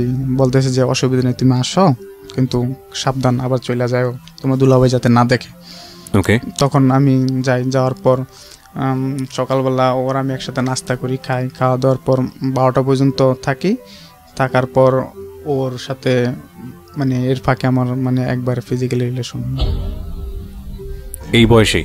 হ্যাঁ, ওকে, ফিজিক্যাল রিলেশন হয়েছে এবং সেটাও চায় না, কিন্তু তারপরও আমার ইচ্ছাতেই মানে ইয়ে হয়। তারপরে আমি মানে আপনি জোর জবরদস্তি করেন এক অর্থে বলা চলে? জোর জবরদস্তি ওরকমটা না, যেহেতু একবার একটু হয়ে গেছে, ঠিক আছে, এখন আর ওরকমই না। ওর বাসাতে এই ধরনের ঘটনা ঘটে? ওর বোনের বাসা। ওকে। পরবর্তীতে আমি দুপুরবেলা হয়ে গেছে, তো ওর বোন আর দুলাভাই আসবো, তখন আমি বাইরে বাসা থেকে বাইরে হওয়ার পর ওনারা যখন লাঞ্চ করে জায়গা, তখন আমিও লাঞ্চ করতে হেমায়তপুর যাই। হেমায়তপুরতে আসার পর আবার ওর সাথে আমার এরকম কথাবার্তা এক পর্যায়ে যে ওর সাথে আমার ওই দিনকেও আবার এটা রিলেশন হয়। বুঝতে পেরেছি আমি, ঠিক আছে। হ্যাঁ, পরে কি ঘটলো সেদিকে যান। তারপরে ওখান থেকে ওই দিন চলে আসি। চলে আসার পর এখন তো আর ভালো লাগতেছে না, যেহেতু সম্পর্কের মাঝে এরকম কিছু ঢুকে গেছে, এখন আর ভালো লাগতেছে না। তো আবার ওর সাথে কথা হতে বলছে, আবার 5 দিনের মাথায় ওর সাথে দেখা করার করি। তারপরে যাই, যাওয়ার পরে ওই দিনও আমাদের মাঝে এরকম এটা হয় আর কি। মানে এই বিষয়গুলো তখন রেগুলারই চলতেছিল? রেগুলারই চলতেছে। তখন ওরে ও বলতেছে যে আজকে আমার একটু ঘুরাইতে নিয়ে দিতে হবে। তো ওই দিন আবার ও দুলাভাই লাঞ্চে বাসায় আসেন, আফা আসছে। তো আফা আসার পর কথাবার্তা সরাসরি ওনার সাথে বলছি। তারপরে ও বলতেছে যে আমাকে আজকে ঘুরতে নিয়ে দিতে হবে। কোথায়? হেমায়তপুর ঘুরতে যাবো, ফুচকা খাইতে যাবো। তো বোন বললো বেশি দূরে নিও না, তো কাছাকাছি রাইখা আবার দিয়ে যাও, আর তুমি চলে যাও। পরে বলতে আমি ওরে নিয়ে হেমায়তপুর যাই। হেমায়তপুর যাওয়ার পর ওখান থেকে ফুচকা খাওয়া বাসায় চলে আসি। বাসায় ওরা রাইখা তখন ওর জায়গা যাওয়ার এক পর্যায়ে, যাওয়ার আগে ওরে আমি বলতেছি দেখো কত ঝগড়াঝাড়ি এই সেই সব কিছু প্রতিশোধ, তার ভিতরে সম্পর্কটা এই পর্যায়ে চলে আসে, তো তুমি কখন আমার ছাইরা যাও না, আমি কিন্তু তোমার সত্যি সত্যি ভালোবাসি। মানে বুকে জড়ায় ধইরা অনেকক্ষণ মানে আমি কাঁদছি, ওর সাথে কথা বলছি। তখন চায় দেখি যে আমি কাঁদছি না, ওরও চোখ দিয়ে অনেক পানি ঝরছে, ঠিক আছে, যে আজকে সম্পর্কটা এই পর্যায়ে গেছে, তুমি আমার করো না, ঠিক আছে। তো বলতেছে আচ্ছা ঠিক আছে। তখন ও আমার একটা পাপ্পি দিল, আমি চলে আসলাম। ওখান থেকে চলে আসার পর ওর সাথে আমার কথাবার্তা কন্টিনিউ চলতেছে, সব কিছু ওকে। মানে আমার মনে হয় যে আমাদের সম্পর্কে আর কেউ বাধা হয় না, এরকম চলতেছে। চলার পরে ওর আফা একদিন বাড়িতে গেছে, দেশে চলে গেছে। তারপরে কিছুদিন পর ওর বোন বাড়িতে গেছে। তো প্রতিদিন আমরা এত কথা বলি যেটা লিমিটের বাইরে, আচ্ছা, মানে এত কথা বলি। তো একদিন ও সকালেতে ফোনটা ধরতেছে না, হয়তো বাড়িতে কোনো আয়োজন ছিল এরকমই। তো বিকালবেলা ফোন ধরতে, তো আমি বলতে কি ব্যাপার তুমি ফোন ধরলাম না, ফোন ধরো না, কথা বললে কীভাবে থাকতেছে, ঠিক আছে এই সেই। তখন ও বলতেছে আমি বলতেছি আমি কেটা, আমি ওর বড় বোন, আমি শিউলি আপু। তো বলতেছে যে আমি বলছি আপু ওর একটু মোবাইলটা দেন না, ও এখন কথা বলতে পারবে না। আমি কই না, সারাদিন কথা বলি না, আপনি একটু মোবাইলটা দেন। কই বলছি না কথা বলতে পারবে না। পরে আমি বলছি আপু প্লিজ এমন করে না, একটু দেন না ওরে। পরবর্তীতে এক পর্যায়ে এক কথা দুই কথা বলতে গেলে ওনার সাথে আমার খুব একটু উত্তেজিত। মানে কথা বলতে পারবে না বলতে কি এটাকে হঠাৎ করে বললো নাকি কোনো ঝগড়া চলতেছিল আপনাদের মধ্যে? হঠাৎ করে বলতেছে। তো আমি বলতেছি কেন দিবেন না, ওর সাথে একটু কথা বলে রাখেন, 1 মিনিট। ফ্যামিলি তো জানতো আপনার বিষয়গুলো? ওর ফ্যামিলি জানতো। পরবর্তীতে উনি দিবেন না, এক কথা দুই কথা, যে উনি বলতেছে যে তুই আমার কাছে এত কৈফত চাসকে। তো আমি বলতেছি আমি কৈফত চাই মানে আমি ওকে চাই, ঠিক আছে, আমার জামাইও তো আমার কাছে কৈফত চাই না। তখন আমি বলতেছি আপনার জামাই তো আর ওরকম লোক না যে আপনার কাছে আপনার জামাইয়ের মতো তো আমি না, ঠিক আছে, আমি আমারটার কাছে কৈফত চাই, ঠিক আছে। তখন উনি আমারে মানে খুব খারাপ ধরনের ভাষা গালিগালাজ করে, মানে মাথা পাগল হয়ে যায় যে ওরে আমার কথা বলতে দিতেই হবে। আর আমার একটু জিদ ছিল সব সময়। এক পর্যায়ে বড় ধরনের হয়ে যায়, তখন মামায় বলতেছে কি ব্যাপার জসিমের এতদিন কথাবার্তি বলছেন, এখন কথাবার্তি বলতে দেন না, কি ঝগড়াঝাড়ি হতে হয় না, পাগলামি করতেছে, করতেছে, আমাদের বকাঝকা করতেছে এই সেই। পরে বলতে কাকে বলে এটা ওই যে মামা, ওনার যার মাধ্যমে আপনার সাথে যোগাযোগ হয়েছে, ওনার শ্বশুর বাড়ি, ওই যে ওনার বলতেছে মামার শালি লাগে, তো বলতেছে যে দেন না এরকম। এটা কিন্তু মামা চাস্তশালী লাগে, আপন শালী না, চাস্তশালী লাগে। তো বলতেছে না ওদের আর কথাবার্তা কিছু হবে না। তো মামা বলছে দেওয়ার পরে বলছে যে আমি তোমার দুলাভাই বলতেছি, তুমি কি জসিমের সাথে কথাবার্তা বলবা, আর এমন কি তোমার ফিলিংস আছে যে জসিমের কাছে বিয়ে বসবা, সম্পর্ক হয়েছে যেহেতু এরকম আছে, তুমি কি জসিমের ভালোবাসো? বলতেছে না আমি ওরে ভালোবাসি না। আমি ওরে ভালোবাসি না, আমি ওর কাছে বিয়ে বসবো না। তো দেখো তুমি ফ্যামিলি চাপে কিছু বললো না, তোমার আমি একদিন সময় দিলাম, তুমি বাইবা পরে আমার জানো, আমি তোমার দুলাভাই, যদি তোমার এমন কোনো দুর্বলতার জিনিস থাকে তুমি আমার বললো, আমি সেটা ম্যানেজ করে নেব। এটা আপনাদের সম্পর্কের কতদিন পরের ঘটনা? 6 মাস। 6 মাসের মাথায়? আচ্ছা, ওকে। তারপর 6 মাসের মাথায় এরকম ঘটনা হয়, তখন ওরে কথাবার্তা বলতে দেন না। ওরে আমি জিজ্ঞাসা করছি, একদিন ফোন করে একটু কথা বলতে দিছে সবার মুরব্বিকে সামনে, মানে ওর দাদা দাদি সবার সামনে করে যে হ্যাঁ একটু কথা বলো। তখন ওরে আমি জিজ্ঞাসা করলাম যে তুমি কি আমার সাথে কথাবার্তা বলবো না, তুমি কি আমার ভালোবাসবে না? বলতেছে না। তখন আমি আর তো করার কিছু নাই, যেহেতু মুরব্বীদের সামনে বলছে, তখন আমি ওর দাদির সাথে কথা বললাম, সবার সাথে কথা বললাম। আমি বললাম যে ও কেন আমার সাথে এরকম করলো, আমাদের সম্পর্কটা অনেক গভীর, মানে আমি বলতে চাইতেছি না সবকিছু ভেঙে বলতেছি, অনেক গভীর সম্পর্কটা এই সেই। তখন বলতেছে ওর দাদি বলতেছে যে ভাই যা হওয়ার হয়ে গেছে, তো তুমি এগুলা নিয়ে করো না, ও তো ওরা লোকটা বেশি না, ওরা 2 বোন এরকমই, তো তুমি এক কাম করো, মনে করো যা টাকা পয়সা নষ্ট করছো এগুলো মনে করো যে জলে ফেলাইছো, তুমি পুরুষ মানুষ কামাই করতে পারবা, আর তুমি ওর চাইতে ভালো পাইবা, হ্যাঁ রাখা দাও, এরকম ওর সাথে আর করো না। কিন্তু আমি তো আর এটা মাইনে নিতে পারি না, যে আমি এটা করবো না। তখন এক পর্যায়ে মানে আর কথাবার্তা বলার কোনো রাস্তাই খুঁজে পাই না, ঠিক আছে, যে ওর সাথে তো কথাবার্তা বলবো সে। তখন ও শুনতে পারি যে বাড়িতে অনেক গ্যাঞ্জাম, ওর সাথে আমার তখন আমি ফেসবুকে ওর সাথে আমার কিছু ছবি থাকে, ঠিক আছে, জি, এগুলা ছাইরা দেওয়ার পর ফেসবুকে কি করেন? ওর সাথে আমার 2টা ছবি থাকে, জোড়া ছবি আর কি। এটা আপনি ফেসবুকে ছেড়ে দেন? মানে রাগ করে ছাইরা দিই বলতে কি, ম্যানুয়াল ফ্রেন্ডে ওর এলাকার কিছু লোক আছিল, তো আপনার ফেসবুকে, হ্যাঁ, তো ছাইরা দিই। তখন ওর ভাই দেখতে পায়, সবাই দেখতে পায়, মানে ওরে বলে। তখন ও আমারে ফোন দেয়া অনেক কি করে যে তুমি আমার এইটা করলা কি লেগে, আমি কি তুমি আমার সাথে এরকম করলা কি লেগা। তো ছাইরা দেওয়ার পর এর বাদে ওর সাথে আর কথাবার্তা হয় না। তখন একদিন ও দেশ থেকে ঢাকা আসছে, প্রভৃতি ও বাড়িতে ওরে ফোনে আর পাই না, কারো কাছে ফোন দিয়ে এরকম পাই না। তো আমার আবার একটা প্লাস পয়েন্ট ছিল, সেটা হলো যে মামার শ্বশুর বাড়ি, ওনাদের সবার ফ্যামিলির কাছে জিজ্ঞাসা করে জানতে পারতাম, কিন্তু কেউ বলে না যাতে আমি ওর কোনো ক্ষতি করি এরকম। তো হঠাৎ করে একদিন ওই মুন্নির, ওর চাস্তবেন মুন্নির নাম্বারে ফোন দিয়া বলি যে মুন্নির কোথায়, বলতেছে আপনি কে, মানে একটা মহিলার দিয়া বলাই, যে বলতেছে আমি ওর খালতো ভাইয়ের বউ, তো ওদের নাম্বারটা বন্ধ, এরকম তো ঢাকায় গেছে। তো জানতে পারি ঢাকায় ওর বোনের বাসায়। তখন আমি ওই আমার যে মুদি দোকানে চাকরি করি, তারপরে যে মাল্টিপ্লাস কোম্পানিতে চাকরি করি, ওই 2টা মালিকের জানাই যে এরকম আমি সরাসরি মাল্টিপ্লাস কোম্পানির ভাইয়ের কাছে যাই যে ভাই এরকম আমি তো একজনের ভালোবাসি, তো এরকম তো আমার সাথে গভীর সম্পর্ক কিন্তু এখন এলাও করতেছে না, হয়তো ফ্যামিলিগত চাপে, যদি আপনারা একটু যাইতেন, যাই আমার পক্ষ থেকে ফ্যামিলিগতভাবে কোনো উদ্যোগ নিতেন। তখন উনি বলতেছে যে হ্যাঁ অসুবিধা নেই, আমি তোমার পিছনে আছি, সমস্যা নেই, তুমি কবে যাবে। তো আমি বলতেছি যে আমি তাহলে কালকে গাড়ি ভাড়া করি, তো সাবার আছে ওর দুলাভাইয়ের বাসায় যাই। তখন ওই ভাই উনি আবার প্রেম করে বিয়ে করছে, উনি আবার এগুলো বোঝে, উনি সবসময় আমাদের এরকম বলতো, সাপোর্ট দিত। তো উনি বলতেছে যে অসুবিধা নেই, যত টাকা পয়সা যা কিছু লাগে, না যত বড় ঘরের মাইয়ে হোক আমি তোমার আইনে দেবো। তো উনি আমার লিড দেওয়ার পর পরের দিন সকালবেলা আমি 2টা গাড়ি ভাড়া করি, হাইস গাড়ি ভাড়া করি। তখন এই মালিকরে বুঝান লাগবে, তখন এই মালিকরে বুঝাইতে যান, ওনার বাপেরও বুঝাইতে গেছে। তখন উনি বলতেছে না এই ছেলের বিয়ের বয়স হয় নয়, এরকম ও এখন কেন বিয়ে দেবো, ওরে আমরা এত বছর ধরে পালন করি, ওর ডিসিশন আমরা নিমু। কে বলছে এটা লোক যে মুদি দোকানে যে চাকরি করি। তখন উনি বলতেছে যে এরকম ওর ডিসিশন আমরা নিমু, এখনই এরকম হওয়ার কিছু না, ওর বাপ মার সাথে কথা বললে আমরা নিমু। তো বলতেছে কাকা, ওই ভাই বলতেছে যে কাকা যারা প্রেম করে তারা এরকমই, ছেলেটা তো ও তো প্রেম করছে, তো আমরা যাই আগে ফ্যামিলিগতভাবে দেখি কথা বলে, তো আমরা তো আর এখন কিছু করতেছি না, আগে কথা বললে দেখি তারপরে কথাবার্তি বলতে যাইব। তো এই টাইমে বলতেছে যে ভাই বলতেছে যার বাড়ি যামু তার তো একটু জানান দরকার। তো আমি আমার দুলাভাইরে নিছি, দুলাভাইরে নেওয়ার পর আমার 2টা মালিকের নিছি, আরও এলাকার বড় ভাই এখন নিছি, নেওয়ার পর যাবো। এখন ফোন দিছে ওর দুলাভাইয়ের কাছে, বলতেছে যে ভাই আমরা তো আপনার বাড়িতে আসতেছি আপনার শালির দেখতে। আচ্ছা, বলতেছে কোন বিষয়ে, বলতেছে যে জসিমের সাথে ওর সম্পর্ক, এটা তো ব্রেকআপ হয়েছে, দেখি আমরা একটু ফ্যামিলিগতভাবে কথা বলে দেখি। তো বলতেছে দেখেন ভাই ও আমার বোন না, ও আমার শালি, ঠিক আছে, তো ওর বিষয়ে কিছু বলার আমার অধিকার নাই, তো আপনারা যদি যান তাহলে ওর বাড়িতে যান, ওর বাড়িতে গেলে হয়তো এরকম কিছুটা একটা ফলাফল পাইবেন, কিন্তু ও তো আমার শালি, ওর বিষয়ে আমার এর চেয়ে বেশি কিছু বলারই নেই।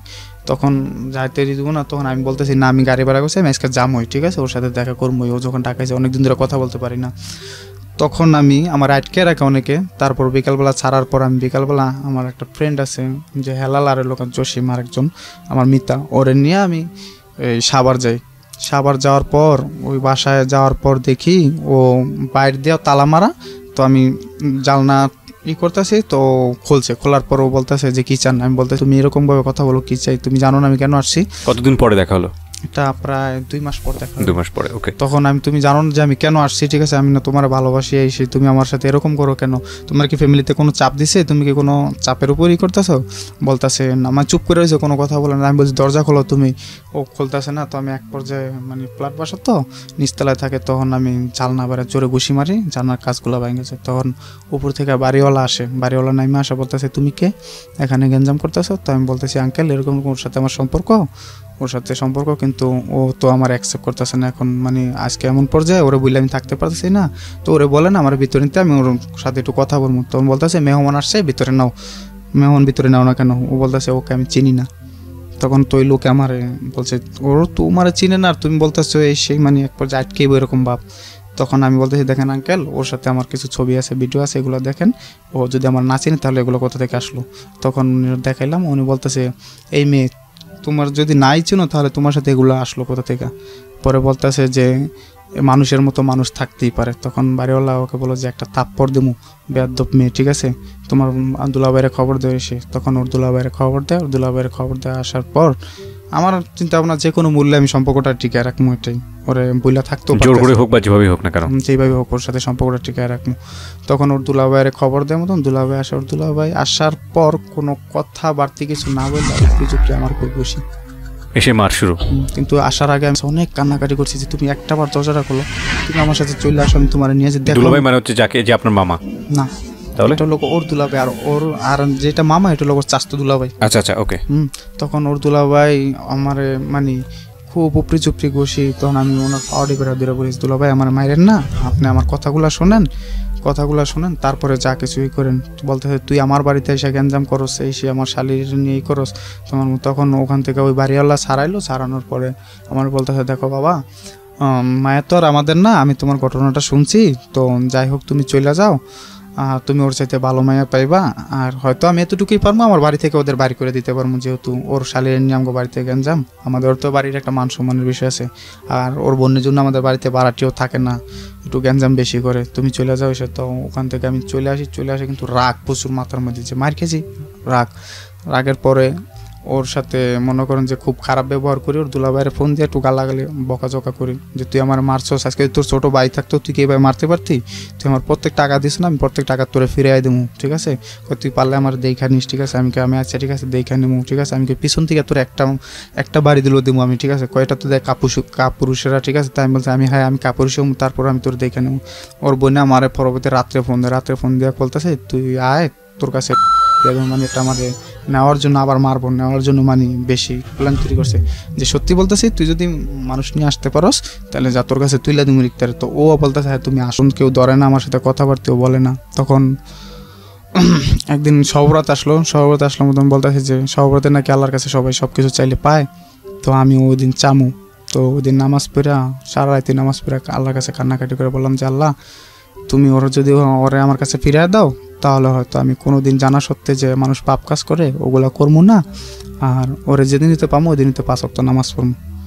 তো এরকম বলার পরে যে তখন এমনি চলতেছে, নিয়ত টেট করলাম সবসময় ভালোভাবে চলেই করি, যে আল্লাহর কাছে প্রার্থনা করি ওরা যাতে পাই। তখন এই দোকানদারির কারণে ওই ভাইয়ার সাথে একদিন ভাইয়া বলতেছে যে তুমি হয়তো এই মায়ারে বাইছানো নয়তো দোকানদারি বাইছানো, যদি এই মায়া নিয়ে টেনশন করে থাকো তাহলে তুমি মায়া নিয়ে থাকো, না তো আমাকে দোকানদারি ছাড়া দাও।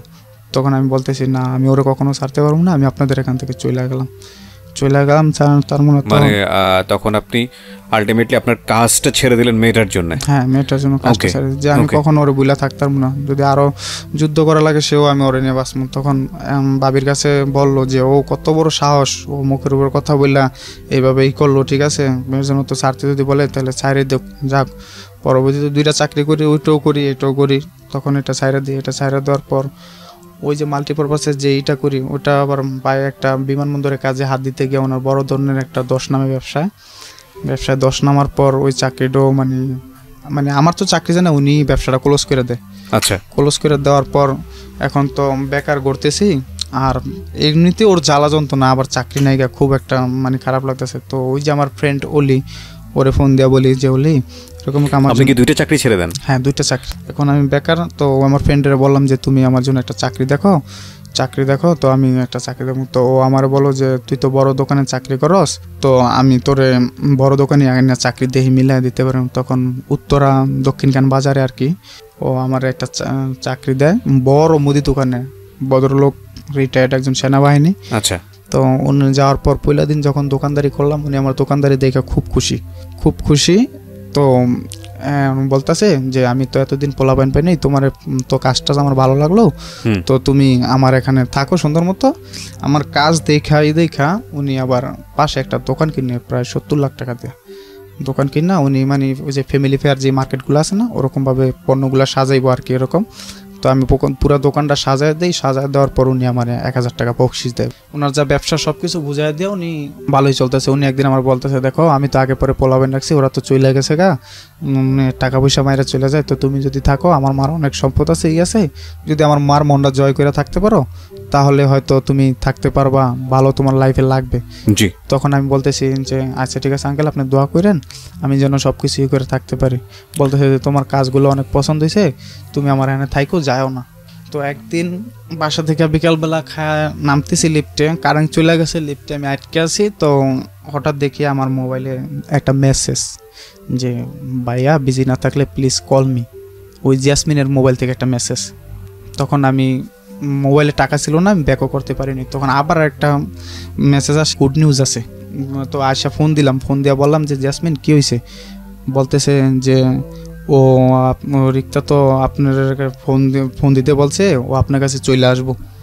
তখন আমি বলতেছি দেখো এরকম মিথ্যা অভিনয় আর করতে না বললো, ঠিক আছে, যে আমি এখন ওরে বইলা গেছি অনেকটা বইলা আমি থাকতেছি, তো ওরে মিথ্যা অভিনয়টা করতে না বললো। তখন ও বলতেছে যে না, ও সত্যি চলে আসবো, আমি আমার লাভারের কাছে চলে যাবো, ও চলে যাবো। তখন আমি বলতেছি দেখো জ্যাসমিন, আজকে তোমার একটা কথা বলি, ও যদি সত্যি আমার কাছে আসে তাহলে সেটা বলো, আর যদি কোনো রকম প্রতিশোধ নেওয়ার ইচ্ছা থাকে তাহলে সেটা যদি ও নেয় তাহলে আমি মাথা পাইতে নেবো, যা না খুশি তাই করুক, কিন্তু আমার জীবনটা নষ্ট করো না। এটার সাথে আমার লাইফ জড়ায় রয়েছে, আমার ফ্যামিলি, আমার ভবিষ্যৎ সব কিছু জড়ায় রয়েছে, আমি এখন একটা ভালো চাকরি করি, প্লিজ ওরে যদি বলো, ওরে তুমি বুঝাই বলো। পরে ও বলতেছে না সত্যি। তো আমি বলতেছি ওর কাছে মোবাইলটা দাও। মোবাইলটা দেওয়ার পর আমি জিজ্ঞাসা করলাম, রিক্তা কি হলো, তুমি কি বলো, এগুলা কি সত্যি? বলতেছে হ্যাঁ। তো আমি বলতেছি যে তুমি তাহলে এতদিন করলা, এরকম করলা, আবার কি তুমি আমার ছেড়ে চলে যাও? কয় না, দেখেন আমার ভুল, আমি বুঝতে পারছি, আমি আপনার কাছে জানুয়ারি 1 তারিখে চলে আসবো। তখন চলতেছিল নভেম্বর মাস চলতেছিল। তখন আমি ভাবলাম যে গাজীপুরে আমি থাকলে হয়তো কাজ কাম না করলেও মানে চলতে পারি, অ্যাবিলিটি এরকম আছে, 1 বছর 6 মাস চলতে পারবো, যেহেতু 10 বছর ওখানে ছোটো থেকে বড় হয়েছি, যে ওখানে আমার পরিচয় আছে, সব কিছু আমি চলতে পারবো, আর ওকে নিয়ে থাকারও আমার কোনো সমস্যা হবে না। কিন্তু উত্তরে আমি নিউ, তো এখানে আমার কোনো লোকের সাথে পরিচয় নাই, আমি ওরে রাখতে পারবো না। তখন আমি ইচ্ছাকৃতভাবে উত্তর ওই চাকরিটা ছাইরা দিই। ও তখন ওই মালিক আমারে না বলছিল যে তুমি চাকরিটা ছাইরো না, আমার দোকানটা তুমি আগলে রাখো, কিন্তু না, আমি ওনার করে ওখান থেকে চলে আসার পর রিক্তার সাথে কথাবার্তা চলেই করে, কিন্তু ও আমার সাথে কথাবার্তা মানে একবারে বলে না, মানে সপ্তাহে 1 দিন বা সপ্তাহে 2 দিন এরকম যোগাযোগ হবে ও বলে। তখন আমি বলতেছি আচ্ছা ঠিক আছে, এইভাবেই যোগাযোগ চলার পর অনেক দিন পর কষ্টে ম্যানেজ করি যে ওরে আমি দেখা করবো ম্যানেজ করি। তো বলতেছে আচ্ছা ঠিক আছে। তখন ওই জ্যাসমিনের লাভার থাকে মোহাম্মদপুরে থাকে, তো মোহাম্মদপুরে বলতেছে যে ওর কাছে যায় আপনি থাকবেন, তো ওরা আপনারা দুজন একসাথে আসবেন, আমরা আসমু, তাও দেখা করবো। তখন ওই ছেলের কাছে যাই মোহাম্মদপুরে যাওয়ার পর ওর বাসায় রাতে থাইকা পরদিন সকালবেলা আমরা ওদের সাথে দেখা করতে যাবো। ওদের গ্রামের বাড়ি ওই মাদারীপুর শিবচরে যাওয়ার পর ওরা আসবে, তো পাঁচচর একটা জায়গা আছে খুব সুন্দর, ওই জায়গায় ওরা আসবে, ওখানে আমরা দেখা করবো। তো অনেকক্ষণ ওয়েট করার পর দেখলাম ও আর ওর বান্ধবী আসলো। ওর বান্ধবী আসার পর আমি বলতেছি যে কই তোমরা এখনো আসো না? বলতেছি আমরা আশা করছি, তুমি সোনার বাংলা প্লাজার এখানে দাঁড়াও। তো সোনার বাংলা প্লাজার এখানে দাঁড়ানোর পর এখন ও দেখে ওর খালারের সাথে নিয়ে আসে। তো ও আবার আমার সাথে সবসময় এরকমই করে দেখা, তো আমি এবার মানে ওর শপথ প্রতিজ্ঞা করানোর জন্য মানে একটা কোরআন শরীফ কিনে নিয়ে গেছিলাম, আর আমি বিষ কিনে নিয়ে গেছিলাম যে আমি যে এটা দিয়া যে কোনো ওর একটা নিয়ম, হয়তো আমার আজকে মরণ চাইবো, নয়তো আমার বাঁচাইবো, দুইটার একটা। হয়তো কোরআন শরীফ সব এটা ওর বাসাতেই, হ্যাঁ না ওর বাসা থেকে একটু দূরে আর কি, ও আসছে দেখা করবে। ওকে, তখন আমি যাওয়ার পরে এখন কোথায় দেখা করবো, তখন ওই সোনার বাংলা প্লাজার উপরে আবাসিক হোটেল আছে, তো ওখানে একটা রুম ভাড়া নিলাম। তো দিতে চায় না, তখন বলতেছে কি সমস্যা, কি নিয়ে দেখানো, তো বলতেছে যে ওর সাথে আমার আগে রিলেশন ছিল, এখন বিয়ে হয়ে যাবো, তো এই জন্য একটু মিট করতে আসছি, তো আমাদের একটা রুম দেন। যেহেতু ওর খালা আছে গার্জিয়ান, তো বলছে মতন দিছে। দেওয়ার পরে আমি ওরে অনেক কথাবার্তা ওখানে বললাম, করলাম যে দেখো ও তুমি যদি আজকে আমার বলো যে হয়তো তুমি আমারে অ্যাকসেপ্ট করে নেবো চিরজীবনের জন্য, নয়তো আমার একবারে ছাড়বা, দুইটার একটা। আর ছাড়তে গেলেও ঠিক আছে, তুমি যদি আমার আজকে ছাড়ে দাও তাহলে আমি বিষ খেয়ে মারা যাবো। ওকে, তখন ও তো পুরাই একবারে মানে আমার এই অবস্থা দেখা পুরো একবারে ইয়ে হয়ে গেছে, ঘাবড়ে গেছে। ঠিক আছে, ও বলতেছে না আমি কোরআন শরীফ শপথ করতে পারবো না। তখন ও বলতেছে ও তো কিছুতেই করবো না, ঠিক আছে। তখন আমি বলতেছি আচ্ছা ঠিক আছে, যদি তুমি আমার ভালোই বাসো তাইলে এত অভিনয়ের তো কোনো দরকার নাই, ঠিক আছে। তখন আমি করলাম যে ওর বলতেছে যে আমি বিষ খেয়ে মরে যাবো, ঠিক আছে। তখন ওর খালা বলতেছে যে ছেলেটা যখন এত করে করে, ওর বান্ধবী বলতেছে তাহলে তো সমস্যা কোথায় তখন ও কোরআন শরীফে হাত রেখে বলে যে আমি কখনো তোমারে ছেড়ে যাবো না, আমার বাপ মা যদি কোনো জায়গায় বিয়ে দেয় আমি বসবো না। এটা যাকে লাভ করতেন সে সেটা বলে? হ্যাঁ। তারপরে ওখানে মানে এরকম হওয়ার পর তখন আমাদের ওই হোটেলটা বাড়ার সময় শেষ হয়ে যায়, তো ওখান থেকে আমরা বাইরে আমরা একটা হোটেলে সবাই খাইতে বসি আর কি। খাইতে বসার পর ও আমার খাওয়া দেয়, আমি ওর খাওয়া দিই। এরকম হওয়ার পর এখন চলে যাইব, তো ও যে চলে যাবো আমার ভালো লাগতেছে না, যে দেখা করলাম এত দূরতে আসলাম চলে যাবো। তখন আমি বলতেছি আমি তোমার শিবচর পর্যন্ত আগে দিয়ে আসি, তো নিব না, যদি কেউ দেখলে সমস্যা আছে এই সেই। আবার যেই ছেলে আমার সাথে আসছে ওর বান্ধবীর বয়ফ্রেন্ড, ওর একটু তাড়া আছে, ঢাকা আসতে হবে। তখন আমি বলতেছি চলেন না একটু শিবচর পর্যন্ত আগে দিয়ে আসি। তো শিবচর পর্যন্ত ওদের আগে দিয়ে আসলাম। যখন ও আমার ছাইরা চলে যায় আমি দেখতেছি যে এরকম একটা লম্বা রোড, এই রোডটা চললাম মানে বেকা মোড় নিব আর কি, ওইটা আর ওরা দেখতে পারবো না। তখন আমি ওর ফোন দিয়ে বলি রিক্তা আমার খুব কষ্ট হইতেছে, তুমি কি চলে যাইতেছো আমার একা একা রেখে এত এই জায়গায়? তো বলতেছে যে তুমি চলে যাও, ঠিক আছে আমাদের আবার দেখা হবে। তখন আমি বলতেছি আমার খুব কষ্ট লাগতেছে, মানে আমার খুব কান্নাকাটির একটা পাপ। তখন ও ব্যান গাড়িওয়ালা বলতেছে যে আপনি একটু গাড়িটা রাখেন তো। তখন ও দৌড়ে আসার পর মানে একটা সিনেমাটিক দৃশ্যের মতোই, ঠিক আছে। ও আসার পর আমি ওর জড়ায় ধরি, খুব কান্নাকাটি করি যে দেখো তুমি আমার ছাইরা চলে যেতেছো, আমার খুব কষ্ট হইতেছে। তো আমার একটা টান দিয়ে একটা বিল্ডিংয়ের নিচে নিয়ে বলতেছে আরে পাগল, এই যে তোমার মাথায় হাতরেখা বললাম, ঠিক আছে আমি আবার পয়লা বৈশাখে তোমার সাথে দেখা করবো, তো তুমি কোনো না আমি তো তোমারই আছি, আমি তোমার আর ছাইরা কখনো যাবো না, এই করবো না। তখন আমি ওখান থেকে ওর খালায় বলতেছে যে মাইসে দেখলে খারাপ বলবো, চলে আস, ঠিক আছে। বলতেছে বাবা তুমি যাও। তখন চলে আসলাম।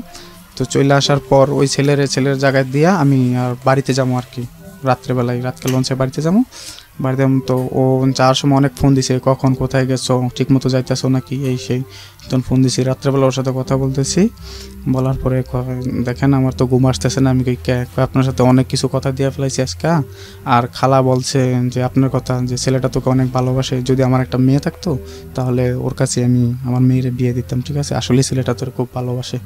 তখন এই কথাবার্তা চলতেছে, এটা কিন্তু ওর ফ্যামিলি জানে না, মানে ফ্যামিলি বলতে ওর মা জানে আর ওর বোনের জানায় না আর কি, যেহেতু আগে এক পর্যায়ে গ্যাঞ্জাম হয়ে গেছে। তখন ওর ফ্যামিলি জানে না, এরকম সব কিছু কথাবার্তা চলতেছে। এটা 2014 সালে এটা চলে। তারপরের বছরগুলা মানে এরকমভাবে যাইতেছে খুব ভালো, মানে রিয়েল সম্পর্ক যেরকম যায় এরকম সম্পর্ক, কিন্তু কিছু কিছু দিক দিয়েও খুব নেতিবাচক করে, যেহেতু এই আগের মতো কিছু কিছু মাঝে মধ্যে দেখা যায় বা করে নেতিবাচক, যে ফ্যামিলির হয়তো কোনো বকাঝকা শুনলে করে।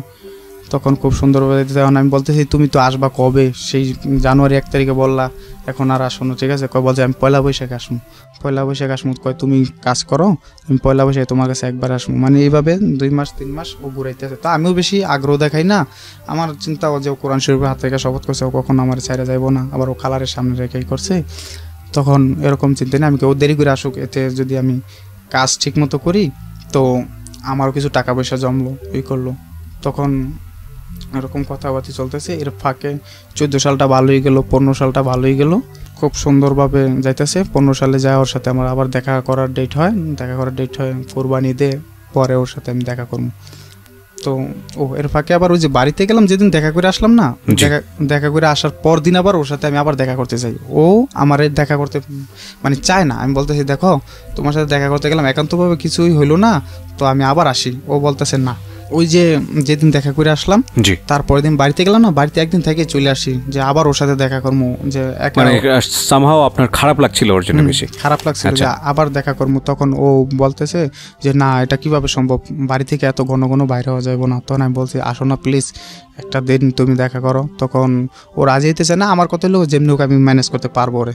তখন ওই রাত্রে একদিন থেকে আবার রাতে লঞ্চ উঠে চলে আসি, সকাল ভোরবেলা সতর্কাট নাইমার পর ওরা আমি ফোন দিই যে আমি আসি। ও না বলতেছে যে না এটা কোনোতেই সম্ভব না। তো আমি বলতেছি তুমি আসো। তো পরবর্তীতে আমি বললাম যে আমি কিন্তু চলে আসছি তোমার এলাকায়, তুমি করো। পরবর্তীতে আমি মাওঘাট হইয়া এখানে কিছু রেস্ট নিয়ে খাওয়া দাওয়া করে তো আমি এইবার চলে আসি, কাউরাকান্দি ঘাটে যাই। যাওয়ার পর ওরা বলি যে আমি কিন্তু চলে আসছি। ও তারপরও না বলে যে না আমি পারবো না। তখন আমি বলতেছি দেখো আমি এই জায়গায় আসছি, তুমি যদি না আসো তাহলে সারাদিন বসে থাকবো, আর নয়তো আমি তোমার বাড়িতে যাবো। তখন ও বলতেছে আচ্ছা ঠিক আছে আমি আমার বান্ধবীরা নিয়ে আসি। কিন্তু আমি বলি না একা আসো, পার্সোনালভাবে তোমার সাথে আমার কথা আছে। তখন ও আসে, আসার পর দেখা হয়। এখন ওদের এলাকাটা আবার একটু হট, মানে মেয়ে ছেলে এক জায়গায় দেখলে হয়তো কেউ করে। তখন আমি বলতেছি যে তুমি চলো আমরা দুজন যেভাবে আবাসিক হোটেলে রুম নিছি ওখানে গিয়ে দেখা করি এই করি। তখন ও বলতেছে না এখানে ভাইয়ার বন্ধুরা থাকে, এরা থাকে। তাই বলতেছি তুমি তো স্কাপ পরে আসো, সমস্যা তোমার চিনবো না, কয় না চিনবো। তখন ও যাইতেছে না, আমি ওর হাতটা খুব জোর করে ধরি। তখন ওই ছেলের ফোন দিই আবাসিক হোটেলের, ওরে বলি যে আমার একটা রুম লাগবো। তো বলতেছে কে কে, আমি বলতেছি আমি আমার জিএফ। ঠিক আছে, ও বলতেছে না এইভাবে তো ভাড়া দেওয়া যায় না আমার। তখন আমি খুব রাগারাগি করি, কিসে যায় নাকি, আমি কালকে নিছি না, তুমি আমার নাম ঠিকানা এন্ট্রি করছো না, সমস্যা কি। পরে বলতেছে যে দেখি আমি মালিকের আগে ফোন দিলে, তোর মালিকের ফোন দিছে, তোর মালিকে না বলছে। তখন আমার না বলছে, আমি বলছি দেখ আমার খুব দরকার, আমার রুমটা একটু দে। পরেও বলতেছে যে দিতে পারি এক শর্তে, আমার টাকা একটু বেশি দেওয়া লাগবে, কিন্তু খাতায় এন্ট্রি করবো 300 টাকা। মালিক যদি আপনার ফোন দেয় তাহলে আপনি 300 টাকার কথা বলবেন। তো আমি বলছি আচ্ছা ঠিক আছে। তখন ও যাইতে চায় না, কিন্তু ওরা আমি হাতটা শক্ত করে দিই, বলছি তুমি আমার সাথে ওঠো, এতটুকুই, আর বাস কোনো কিছু না। তখন ও ওঠার পর ওখানে মানে কথাবার্তা হয়, আমাদের কিছু কথাবার্তা হওয়ার পর মানে এক পর্যায়ে ফিজিক্যাল রিলেশনটা হওয়ার পরে ও ওই দিন ও চায় না, কিন্তু আমি ওর কাছ থেকে গেছি। তো এক পর্যায়ে বলছে আচ্ছা ঠিক আছে তাহলে আমার চোখ বাইন্দা তুমি যা কিছু তা করো। তো মানে আপনি জোর জবরদস্তি করতেন। তখন ও আমার সাথে মানে ওর হওয়ার পর তারপরে ও বাসায় চলে যায়। ও বাসায় চলে যাওয়ার পর এইভাবে কথাবার্তা চলতেছে।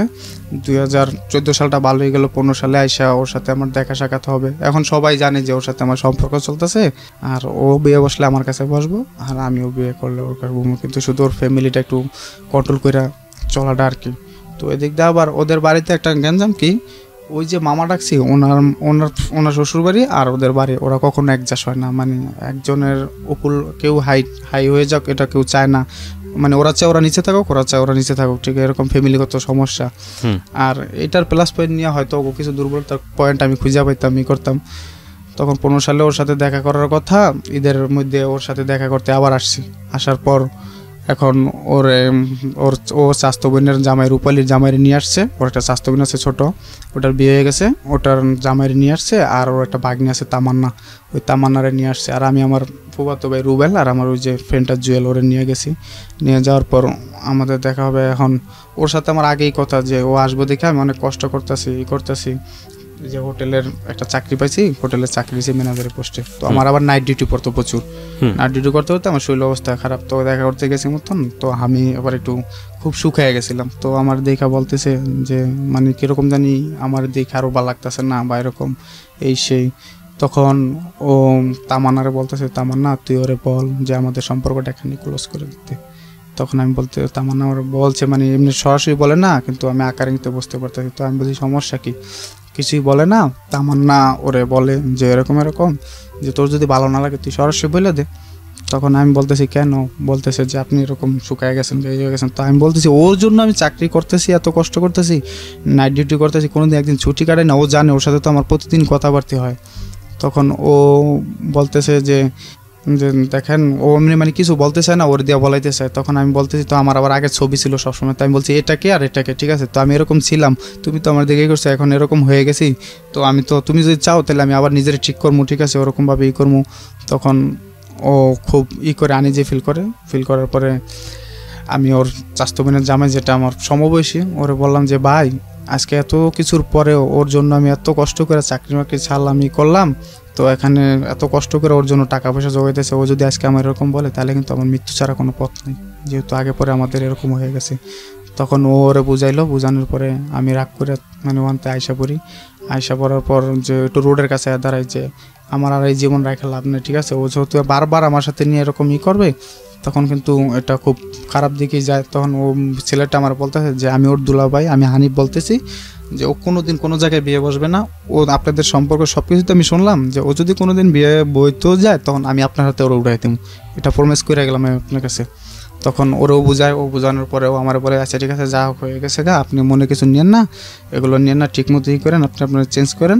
আর আমিও শুকিয়ে গেছিলো অনেকটা, মানে টেনশনে পড়া ই হয়ে গেছিলো। তখন এই করার পর তখন এখন আমাকে বাড়িতে আমি মানে এই বিষয়টা শেয়ার করলাম যে দেখেন আমি তো ওরে এরকম ভালোবাসি, তো এরকম এটা ফ্যামিলিগত সবাই জানে যে ওরা আমি বিয়ে করতে চাই। তখন বাড়িতে কেউ রাজি না, আমগো বাড়িতে কেউ রাজি হইতে চায় না, তো আমগো বাড়িতে কেউ রাজি হইতে চায় না। আমি মারে বললাম যে মা ছোটোবেলা থেকে তো অনেক দূরেই ছিলাম, ঠিক আছে, তো টাকা পয়সা যা কিছু ইনকাম করি তোমাকে ওই দেবো, কিন্তু বিনিময় ঠিক আছে ওরা আমি বিয়ে করবো, আর কিচ্ছুই চাই না তোমার কাছে, ঠিক আছে। তো বলতে তোর বাপে তো রাজি হইব না। তখন আমি বলতেছি যে আব্বারে রাজি করার দায়িত্ব আপনার, ঠিক আছে। তখন মায়ে আব্বারে রাজি করানোর দায়িত্ব নিল, এবং আব্বা এমনি সরাসরি রাজি হয় না, কিন্তু আমি থাকি আবার আমার আফার শ্বশুর বাড়ির গাজীপুর ওরা থাকে, একসাথে জয়েন্ট ফ্যামিলি এভাবে থাকি। তখন ওনার ফোন দেওয়া বলে যে ভাবি যদি কখনো আমার ছেলে এরকম ভুল করে কাউরে নিয়ে আসে বা বিয়ে শাদী করে ফেলায়, তখন আমরা না থাকি, আপনারা বরণ করে নিয়ে মানে ওখানে বইলা দিছে আর কি। তখন মা ওর নাম্বারটা নিল, নাম্বারটা নিয়ে ফোন দেওয়া ওরে বলো যে দেখো তুমি তো এরকম আসবা, আর আমরা যতটুকু জানি তোমরা দুজন একা একা, হয়তো তুমি তোমার ফ্যামিলি তো দিব না, তুমি তো এইভাবে আসবা। তখন যদি কোনো সময় তোমার ফ্যামিলি কোনো রকম বেজাল করে তবে বিয়ে হয়ে যায়, আমার ইনভাইট করছিল, কিন্তু ওই যে পারিবারিক সমস্যার কারণে যায়নি, তাহলে সন্দেহের তীরে দেখবে ই করবে। তখন যায়নি মতন ওর যেদিন বিয়ে হয়ে যায় মেয়েটার উঠায় নিয়ে যায়, ওই দিন রাত্রে দেখতে এত পাগল হয়ে যায়, মানে কিছুক্ষণ পর আমার ফোন দেয়, শুধু আমার মানে আমরা কেমনি কী করবো, এই করবো সেই করবো, বিয়ে শাদী করবো, এগুলো নিয়ে খুব জিজ্ঞাসা করে। তখন আমি বুঝতে পারি যে ওর কাছ থেকে ওর বান্ধবী যাওয়াতে ও মনে এরকম কিছু ফিল করতেছে, তো আমার জিজ্ঞাসা করতেছে। তো এবার কেউ মাঝে মধ্যে ডাকা আসতো, ওর খালাগো বাসায় বেড়াইতে আসতো, কিন্তু ভাই ওর সাথে আমার এত কথা হইতো যা আমার মনে হয় না যে আমাদের মতো কেউ কথাবার্তা বলছে। আমি 5 ঘন্টা অন্তর ওর সাথে কথা না বললে আমার শরীরে জ্বালা পড়া শুরু হয়ে যেত। আমি এই তো কিছুদিন আগে একটা এমনি হিসাব টান দিছি যে ওর সাথে আমি প্রায় 1,60,000 টাকার মোবাইল বিলিয়ে দিয়েছি। এরকম 1,60,000 টাকা, 1,60,000 টাকার শুধু মোবাইল, এই FNF এর যুগে, এই 25 পয়সার যুগে আমি এই বিকাশের মধ্যে 5,000 10,000 টাকা লোড করে রাখতাম। রাত 2টা 3টায় যদি লোড হয়ে যায় তখন কোথায় পাবো, এই সেই বুঝুন অবস্থা। তখন 16 সালের শেষের দিকতে আইসা আবার তো আমি আবার আরেকটা সম্পর্ক বলতে কি এইভাবে মোবাইলে কথা বলি। একটা মেয়ে আছে মাহি নামের একটা মেয়ে, একটা যে ওদের বাড়ির পাশে একটা ছেলে থাকতো, আমার বাইকনা সম্পর্কে, ও নাম্বারটা দিয়েছে, ওর সাথে দুষ্টামি ফাজলামি করি, যে এমনি রং নাম্বারে কথা বলে তোমার আমার খুব ভালো লাগে, যে সেই আমি তোমার দেখছি কিন্তু আসলে দেখিনি। তো এরকম কথাবার্তা এক পর্যায়ে আমি আবার অনুমতি নিই, বলি যে দেখো মেয়ের সাথে এরকম কথা বলতেছি, তুমি কি বলো? বলতেছে বিয়ের আগে যা কিছু তা করে নাও, ঠিক আছে, বিয়ের পরে কিন্তু আর কোনো কিছু হবে না। তখন আমি বলতেছি আচ্ছা ঠিক আছে, ওর সাথে কথা বলি, ওর সাথে যা করি শেয়ার করি। তখন কথাবার্তা বলি ওই মেয়েটার সাথে, ওই মেয়েরা ঢাকা চলে আসে একবারে বাড়িঘর নিয়ে, ওরা গাজীপুরে কাশিমপুরে থাকে। পরবর্তীতে ওই মেয়ের সাথে কথাবার্তা হয়, তো একদিন ওই মেয়ের সাথে দেখা করতে যাই মতন, তখন ওই ফার্স্ট মেয়ের সাথে দেখা, আগে মেয়েরে বলছি যে আমি তোমার ভালোবাসি এই সেই, ঠিক আছে, কিন্তু দেখা করতে গিয়া ওই আমি আর মানে ওরকম জড়াই না, কারণ আমি জানি যে যদি আমি এরকম খারাপ কিছু জড়াই নিলে ও কোনো দিনও আমার কাছে আসবে না, এরকমই করবো না। এই জিনিসটা মাথায় রেখে ওরে বলি ওর সাথে দেখা করতে গেছি। দেখা করতে যাওয়ার পর মেয়েটারে দেখলাম ভালোই এরকম, তো মেয়েটারে আমি বলি যে তুমি আমার বন্ধু সম্পর্কেই থাকো, আমরা দুজন বন্ধু সম্পর্কেই থাকি। তো ওদিন দেখা করে আসার পরে হাসাহাসি করলাম অনেক কিছু, যে এরকমই করলাম। ও আমারে বলতেছে যে বিয়ের আগে যা খুশি তাই করো, বিয়ের পর আমি তোমার এক চুনু ছাড়বো না, বা এরকম আমার কথার বাইরে অবাধ্য হইতে পারবো না, যাইতে পারবো না। তখন আমরা আবার মেসে থাকতাম, ওই হোটেলের ম্যানেজারই করি, রাত্রে ওখানে ঘুমাইতাম। তখন ও ওই যে আমার মেসের যে পোলাপাইনগুলো আছে ওগুলা মানে দেখি আমাদের মেসে একটা মেয়ে আসছে ওরে সবাই টিটকারি করে করে আমি এটা বডি ফিগার ভালো, আসলে কেউ ওর প্রেমের অফার দিতে পারে না বা দেখলে সব করে। তো আমাদের বাড়িওয়ালা ভাইয়া মানে এমন একটা মানে জিনিস যে ওনারা এখনও রাজ শাসন করে, মানে এলাকায় এতটাই প্রভাবশালী। ওনারা যদি বলে যে এখন দিন এখন রাত তখন ভয়ে মানে কেউ কিছু বলে না। আর আমাদের ওই বাড়িটার মধ্যে প্রায় 300 রুম আছে, 300 রুমের মধ্যে আমরা ওখানে থাকি আর কি। তখন ওই মেয়েটা তখন ওই যে আমার একটা রুমমেট ছিল মানিক আর জুয়েল, ওরা বলতেছে যে ওরা যদি প্রেমের ফাঁদে ফালাইতে রাস তো রাজবাড়ি মাঠে নিয়ে তোরে ফুচকা খাওয়ামো। তো আমি বলতেছি যে এটা আমার কাছে কোনো ব্যাপার না, ঠিক আছে। এটা আপনার লাইফে গার্লফ্রেন্ড থাকা অবস্থায়? হ্যাঁ ওকে, এটা ওদের সাথে করে গার্লফ্রেন্ড থাকা অবস্থায় তারপরে এটাও আমি সাথে শেয়ার করি। মেয়েটার নাম ছিল পিঙ্কি। তো আমি বলি এই পিঙ্কি নামের এই মেয়েটা এরকম বাড়ি দিয়েছি, তো ওর সাথে আমি এরকম প্রেম করি, কথা বলি, ঠিক আছে। তো বলতেছে অসুবিধা নাই। আমি বলছি রিয়েল কিন্তু তুমি আমার, ঠিক আছে, এগুলো কিন্তু দুষ্টামি করি। পরবর্তীতে ও বলে যে আচ্ছা ঠিক আছে। তখন ওই মেয়েটার প্রায় 6 মাস টার্গেটে রাখি, কোনো মতেই কাবু করতে পারি না। তখন একদিন হঠাৎ আমাকে পাশের দোকান দেখে মোবাইলে টাকা লোড করতে আসছে। তখন আমি দৌড়ে যাই, ওই পাশের দোকানদার আমার পরিচিত, আমি বলতেছি যে দাদা আপনি প্লিজ তাড়াতাড়ি আমার নাম্বারটা লেখেন, ঠিক আছে। দাদা লেখে আমার নাম্বার, আমি মুখস্থ করি ওই মেয়ের নাম্বার, যেহেতু মেয়ে আগে লিখে ফেলাইছে। তখন ওই মেয়ের নাম্বারটা মুখস্থ করে আসার পর ওই মেয়ের সাথে আমার মানে রং নাম্বারে কথাবার্তা হয়। মেয়ে বলে আপনি আগে ফোন দিয়েছেন, আমি বলি না তুমি আগে ফোন দিচ্ছ, এরকম এসে তখন মেয়ে তো দেখা করার জন্য পাগল। কিন্তু মেয়ের রুম আমার রুম পাশাপাশি, সকালবেলা দুপুরবেলা রাত্রেবেলা প্রায় সময় ও আমার দেখে আমি ওর দেখে, ও আমার চিনি আমি ওর চিনি।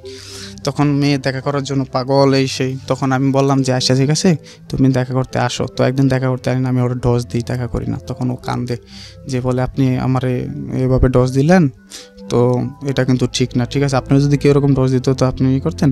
তখন আমি বলতেছি আচ্ছা ঠিক আছে তুমি কালকে এসো। তো ওই দিন রমজান মাস ছিল, আমরা খুব দোকানদারি করতেছি। তো মেয়েটা আমার দোকানের সামনে দেওয়া অফিসে যাইতো। তো আমি ইফতারি বেচতেছি, আমার দোকানে বড় করে ইফতারি বেচতেছি। তো মেয়েটা আসার টাইমে আমার ফোন দিছে, খুব বৃষ্টি, আপনি কোথায়? আমি কই তুমি বাসায় যাও, বাসায় গিয়ে ফ্রেশ হয়ে আসো, আমি এখানে আসি। তো আসার পর মেয়েটা একেবারে আমার দোকানের সামনে এসে আমার ফোন দিতেছে। তো আমি ফোনটা সাইলেন্ট করে রাখছি, তখন আমি আর ধরি না। তখন মেয়েটা রোডটা পার হইয়া একটা বিল্ডিং আছে, ওই বিল্ডিংয়ের এখানে দাঁড়ায় বলতেছে, আমি রিসিভ করছি, আমি বলতেছে যে আপনি কি আসবেন না? তখন আমার খুব মায়া লেগে গেল যে আর কালকে ঘুরাইছি আজকে ঘুরামো। তখন আমি যাওয়ার পর ও আমার দেখা বলে আপনি আমার নাম্বার কোথায়? তখন ওর আব্বা, ওর ছোটো ভাই, তখন ও আমার দিকে আসতেছে। তখন আমি বলতেছি কী ব্যাপার তুমি আসলাম? বলতেছে নাস্তা খাইতে আসছি, ইশারায় বুঝাইতেছে। তোর আব্বা একটু ওদিক গেলে আমি বলতেছি তুমি বাসায় যাও আমার ফোন দিও। বলতেছে আচ্ছা ঠিক আছে। তো বাসায় যাও আমার ফোন দেয়, ফোন দেওয়ার পর এমনি কথাবার্তি বলি। তখন ওরা আমি বলি দেখো তোমার আমি ভালোবাসি, এরকম তোমার আমার ভালো লাগে, তুমি কি আমার সাথে সম্পর্ক করবা? তো বলতেছে হ্যাঁ আমি করবো। পরবর্তীতে ওর সাথে কথাবার্তা চলে। তখন ও আমার 2-1 দিন পর যাওয়ার পর আমি বলি তুমি কি আমার ভালোবাসো? হ্যাঁ। পরে আমি বলতেছি যে আচ্ছা তোমার সাথে আমি সম্পর্ক করতে পারি, কিন্তু এর মাঝে একটা জিনিস আছে যে আমি একটা জিনিস চাইবো, সেটা দেওয়া লাগবে। বলতেছে কি জিনিস? পিঙ্কিকে বলেন এটা? পিঙ্কিকে বলতেছি যে দেওয়া লাগবে, ঠিক আছে। তখন ও বলতেছে আচ্ছা ঠিক আছে অসুবিধা নেই, আপনি যা চান তা দেখি চেষ্টা করি। তো নিশ্চয়ই ভালো কিছু ছিল না, এটা অনৈতিক কোনো ব্যাপার। ওকে। তোর বলতে আমি বলতেছি যে তুমি আমার একটা প্রেমের সাক্ষী দেওয়া লাগবো, আমি তোমার একটা কিস করবো। তখন ও বলতেছে আচ্ছা ঠিক আছে এটা তো আমি দেবো না, আপনি সুযোগ মতো করে নিন যখন সময় পান, ঠিক আছে। ঠিক আছে, আমরা এই পার্টি যেতে চাচ্ছি না, ফাইন। আপনি কি শুধু একটা কথাই বলেন, আপনি কি ওই মেয়েটার সঙ্গে এই বিষয়গুলো করেছেন? না, ফিজিক্যালি কোনো রিলেশন নেই, শুধু ও একদিন রাত্রে 3টা বাজে আমার ফোন দিছে, ও যে ওটা দিলে আমি ওর সাথে সম্পর্ক করবো। পাশাপাশি রুমে ছিলেন আপনারা? হ্যাঁ, আমি দোকানে তখন রাত্রে ঘুমাইতাম। ও আমার ফোন দিছে রাত্রে 3টা বাজে যে আপনি কোথায় আসেন, আমি এরকম গোসলখানায় আছি, তো আপনি আমার একটা কিস করে যান, ঠিক আছে। তখন আমি ও রাত্রেবেলা আসি, আসার পরে ওরা একটা কিস করে যাই। কিন্তু মেয়েটা আমার জন্য খুব পাগল ছিল। আমি মেয়েটার খুব মানে এইভাবে হয়তো ফাঁদে ফালায়া কোনো এমনি খারাপ কিছুই করিনি, কিন্তু পরবর্তী মেয়েটা অনেক কান্নাকাটি করছে, ওর সাথে সম্পর্কটা আমি ভাঙিয়ে দিই আর কি। কখনো কখনো দেখতাম আমি 11টা বাজে দিনে ঘুমাইতাম, 11টা বাজে আমি ওর যন্ত্রণায় ফোন দেয়, একদিক দিয়ে ও ফোন দেয়, তখন আমি ফোন বন্ধ করে ঘুমাইতাম। আবার 2টা বাজে ঘুমাইতে উঠতাম, সেই একই জায়গায় আমার জানলার পাশে দাঁড়ায় রয়েছে মেয়েটা। হ্যাঁ, বলতেছে যে তুমি যে ফোন রেখে ঘুমাইছো না, আমি এখন পর্যন্ত তোমার আশায় দাঁড়ায় রয়েছি। আমি কি বলবো, ঠিক আছে সামনের দিকে আগাই আর কি। তখন ওই মেয়েটা মানে আমার খুব মানে লাভ করে, আমি জিনিসটা আসলে বুঝতে পারি যে মেয়েটা আসলে আমার পড়ে গেছে। তখন এদিকটা ওদের সাথে তো কথায় বাজি ধরে করছি, তখন আমার খুব খারাপ লাগে। খারাপ লাগে এক পর্যায়ে ও আমার প্রায় 12টা নাম্বার দিয়ে কথা বলতো আমার সাথে। এইটা আবার কিছু কিছু লোকে রেকর্ড করে ফেলায়, রেকর্ড করে ফেলার পর আমাদের বাড়িওয়ালা ম্যানেজারের কাছে দিয়ে দেয়। ম্যানেজারের তরফে আমার বলে, ম্যানেজারের সাথে আগে থেকে যেহেতু 10 বছর ধরে থাকি একটা ভালো সম্পর্ক, তো বলতেছে কী ব্যাপার যে সেই মেয়েগুলো কি শুনি, হ্যাঁ এই সেই তো কিছু করছো নি? আমি বলতেছি না ভাই কিছু করিনি এরকমই। তো বলতেছে অসুবিধা নেই। তো এই 1 কান 2 কান সবাই জানাবার পর ওরা বাসাটা ছাইরা দেয়, পিঙ্কিরা। বাসাটা ছাইরা দেওয়ার পর ওই মেয়ে এখনও এলাকায় আছে, এখনও আমার সাথে দেখা হয়, কিন্তু আমার সাথে কোনোদিন কথা বলে না, আমার সাথে কথা বলে না। তো এটা রিক্তা জানে, রিক্তারে আমি সব কিছু করে বলি। এগুলো বলেছেন না, কি ও জানতেছে যে আমি ওর একটা দিছি, তো আমার মতো আমি সব কিছু চলতেছি। তো এর ফাঁকদা মাহি আবার আমার বলতেছে যে তুমি আমার সাথে একদিন দেখা করো, আমরা একদিন কোথাও করতে যাই। কে বলছে? মাহিটাকে? মাহিটা লই যায় আরেকটা, ওর সাথে কথা বলতাম কিছুদিন, আরেকটা মেয়ের সঙ্গে কথা বলতেন? হ্যাঁ, ওই যে বললাম না কিছুক্ষণ আগে বলছি তো যে মাহি। ঠিক আছে। তো মাহি আমার বেস্ট ফ্রেন্ড, ওরে আমি ওরকম চোখে কখনো দেখিও না, ভাবিও না। পরবর্তীতে ওর সাথে দেখা করার নিয়ে আমরা নন্দন পার্কে দেখা করতে যাবো আর কি। তখন নন্দন পার্কে দেখা করতে যাই, পার্কে যে দেখা করতে যাবো এটা বলি না, শুধু বলি যে আমি এক জায়গায় যাচ্ছি, তুমি যেহেতু অল টাইম কথা বলি, ঠিক আছে, এরকমটাই। তখন ওই মাহিরে নিয়ে আমি নন্দন পার্কে যাই। নন্দন পার্কে যাওয়ার পর ওর সাথে নন্দন পার্কে যাওয়ার মধ্যে একটা ঘটনা ঘটে যে মাহি মেয়েটার আমি কোনো সময় স্পেস দিতাম না বলতে যে একসাথে বয়ফ্রেন্ড গার্লফ্রেন্ড যে হাঁটাহাঁটি, একসাথে হাত ধরা বা ওরকমই করা, বা একটা রোড পার হইতে গেলে ওরা সেফ রাখা। তো ওই দিন রোডটা খুব ভয়ঙ্করভাবে ওরা আমি একা পার করাই। তো খুব কান্না কণ্ঠে বলে যে তুমি আমার এইটুকু স্পেসও দিলা না, যে আমার রোডটা পার করবা, এইটুকু করলা না, ঠিক আছে, আজকে যদি আমার অন্য কেউ হইতো এত বড় রিক্সে আমার রোডটা পার করাইতো না, তুমি আমার ফালায় চলে আইসো। তখন আমার মনটা খুব খারাপ ছিল ওই দিন। তো আমি জানি হয়তো মাই আমার শুনতে পাইবো, ঠিক আছে, তো মাই সরি, ঠিক আছে, ওই দিনকার ঘটনার জন্য আমি যে আসলে আমি ওটা করতে চাইনি, আমার মনটা খুব খারাপ ছিল। তখন ওরে নিয়ে আমি নন্দন পার্কে ঘন্টা 2-1 ঘোরার পর ওখান থেকে চলে আসি। ব্যাপারটা ওরে সব কিছু শেয়ার করি মাহিরে শেয়ার করার পর ও আমার একটা বেস্ট ফ্রেন্ড হয়ে দাঁড়ায়। মোবাইলে কথা নিয়ে আমার এই চাকরি একবার চলে যায়, যে মোবাইলে প্রচুর কথা বলি, এই যে হোটেলে যে ম্যানেজারি করি আমি। তো আমার পোস্টটা খুব ভালো, এই এলাকার। তো আমার আবাসিক হোটেল ছিল না, খাবার হোটেল রেস্টুরেন্ট, ঠিক আছে।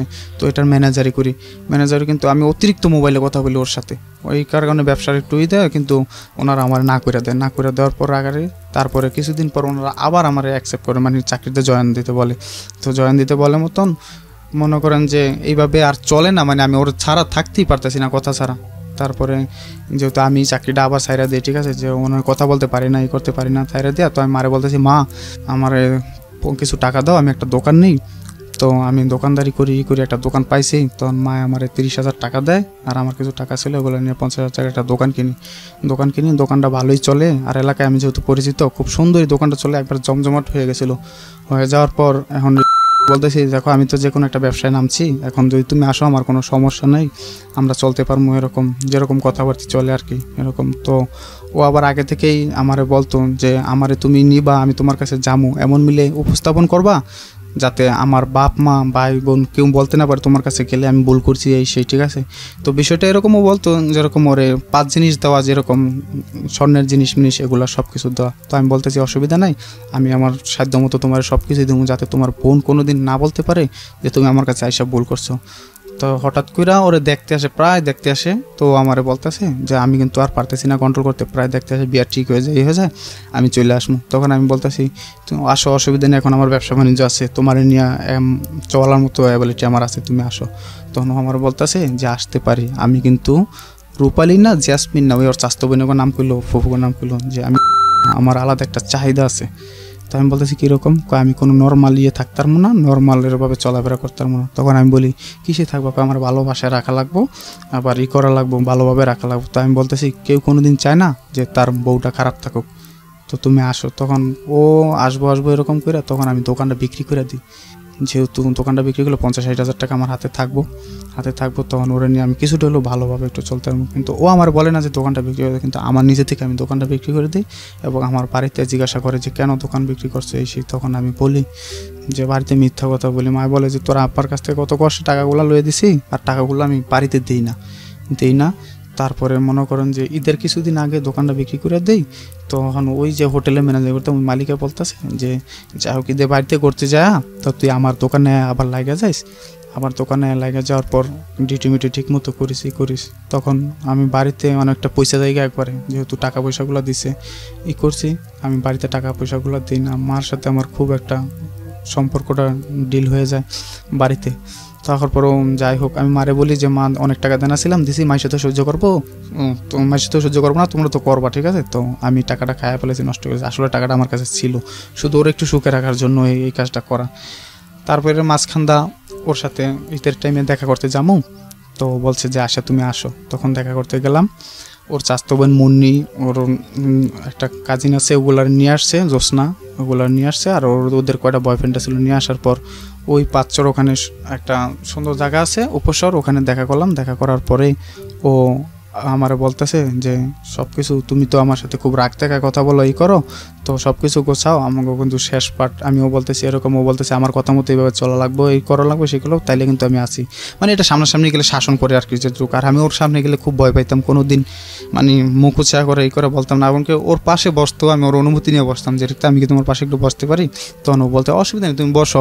তখন আমি বলি না, তুমি যদি কিছু বলো এসে, তখন ও আনে, ও বসে কথাবার্তা বলার পর ওদের কাছ থেকে ওর আমি আলাদা নিয়ে আসি, যে ওদের সাথে আমি দেখা করবো না, শুধু জ্যোৎস্নার সাথে দেখা করি। জ্যোৎস্না আগে কখনো আমার দেখে না, তো দেখা করার পর জ্যোৎস্না চলে যায়, ওরা আমি আলাদা পার্সোনালভাবে কথা বলি। পার্সোনালভাবে অনেক কথা বলার পর ওরা চলে যায়, মানে আমরা এক পর্যায়ে একটু ভিতর সাইডে বসি। আর ওদিকে মুন্নি তো ফোন দিয়া পাগল, মুন্নি ভাবতেছে যে ও আমার সাথে চলে আসছে, ও তো কান্নাকাটি, যে যদি ও জসিমের সাথে জায়গা তাহলে তো বাড়িতে আমি কি জবাব দিমু, এরকমই দিমু। যাই হোক, ওখান থেকে চলে আসার পর এখন আমি সব কিছু ওই দোকানে কাজ করি, খুব সুন্দর মতোই করি, কিন্তু ভাইয়া আমি কাজ করি কথা ঠিক, কিন্তু আমি একটা টাকা কোনো কিছু করে ভাঙি না, এরকমই করি না। এর মাঝে আবার আমাদের এখানে গাজীপুরে একটা সমস্যা আছে, রাত্রে বেশিক্ষণ দোকান খোলা রাখলে পুলিশে ধরে নিয়ে যায়। তো আমার 2বার ধরে নিয়ে গেছে, নিয়ে যাওয়ার পর আমরা একটা সমিতি করি আমাদের চাঁদপুরের লোকেরা আর কি, দৈনিক 50 টাকা করে, যদি কারো বেশি সমস্যা হয় তাহলে আইনি লড়াই করবো এই টাকাটা দিয়া।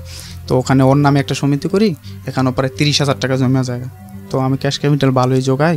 আর মার সাথেও প্রতিদিন কথা বলে কিভাবে যাইবো, করবো, আসবো, সব কিছু। মার সাথেও একবারে জয়েন্ট ফ্যামিলি যেরকম এরকম কথাবার্তা বলে, সব কিছু শেয়ার করে, ও আমার সব কিছু বলে। এর মাঝখান দাও ডাকা আসে, ওর বোনের ছোট বাচ্চাটার অসুখ, শিশু হাসপাতালে ভর্তি হয়। শিশু হাসপাতালে ভর্তি হওয়ার মতন ও আমার বলে যে আমি ওরে বলি তুমি আমার সাথে একটু দেখা করো। তো বলতেছে তুমি হাসপাতালে আসো। তাই আমি বলছি আপারে কী বলবো, তো আপারে বলবা যে এরকম জ্যাসমিনেতে শুনছি আপনার ছেলে অসুস্থ, তাই আমি আসলাম।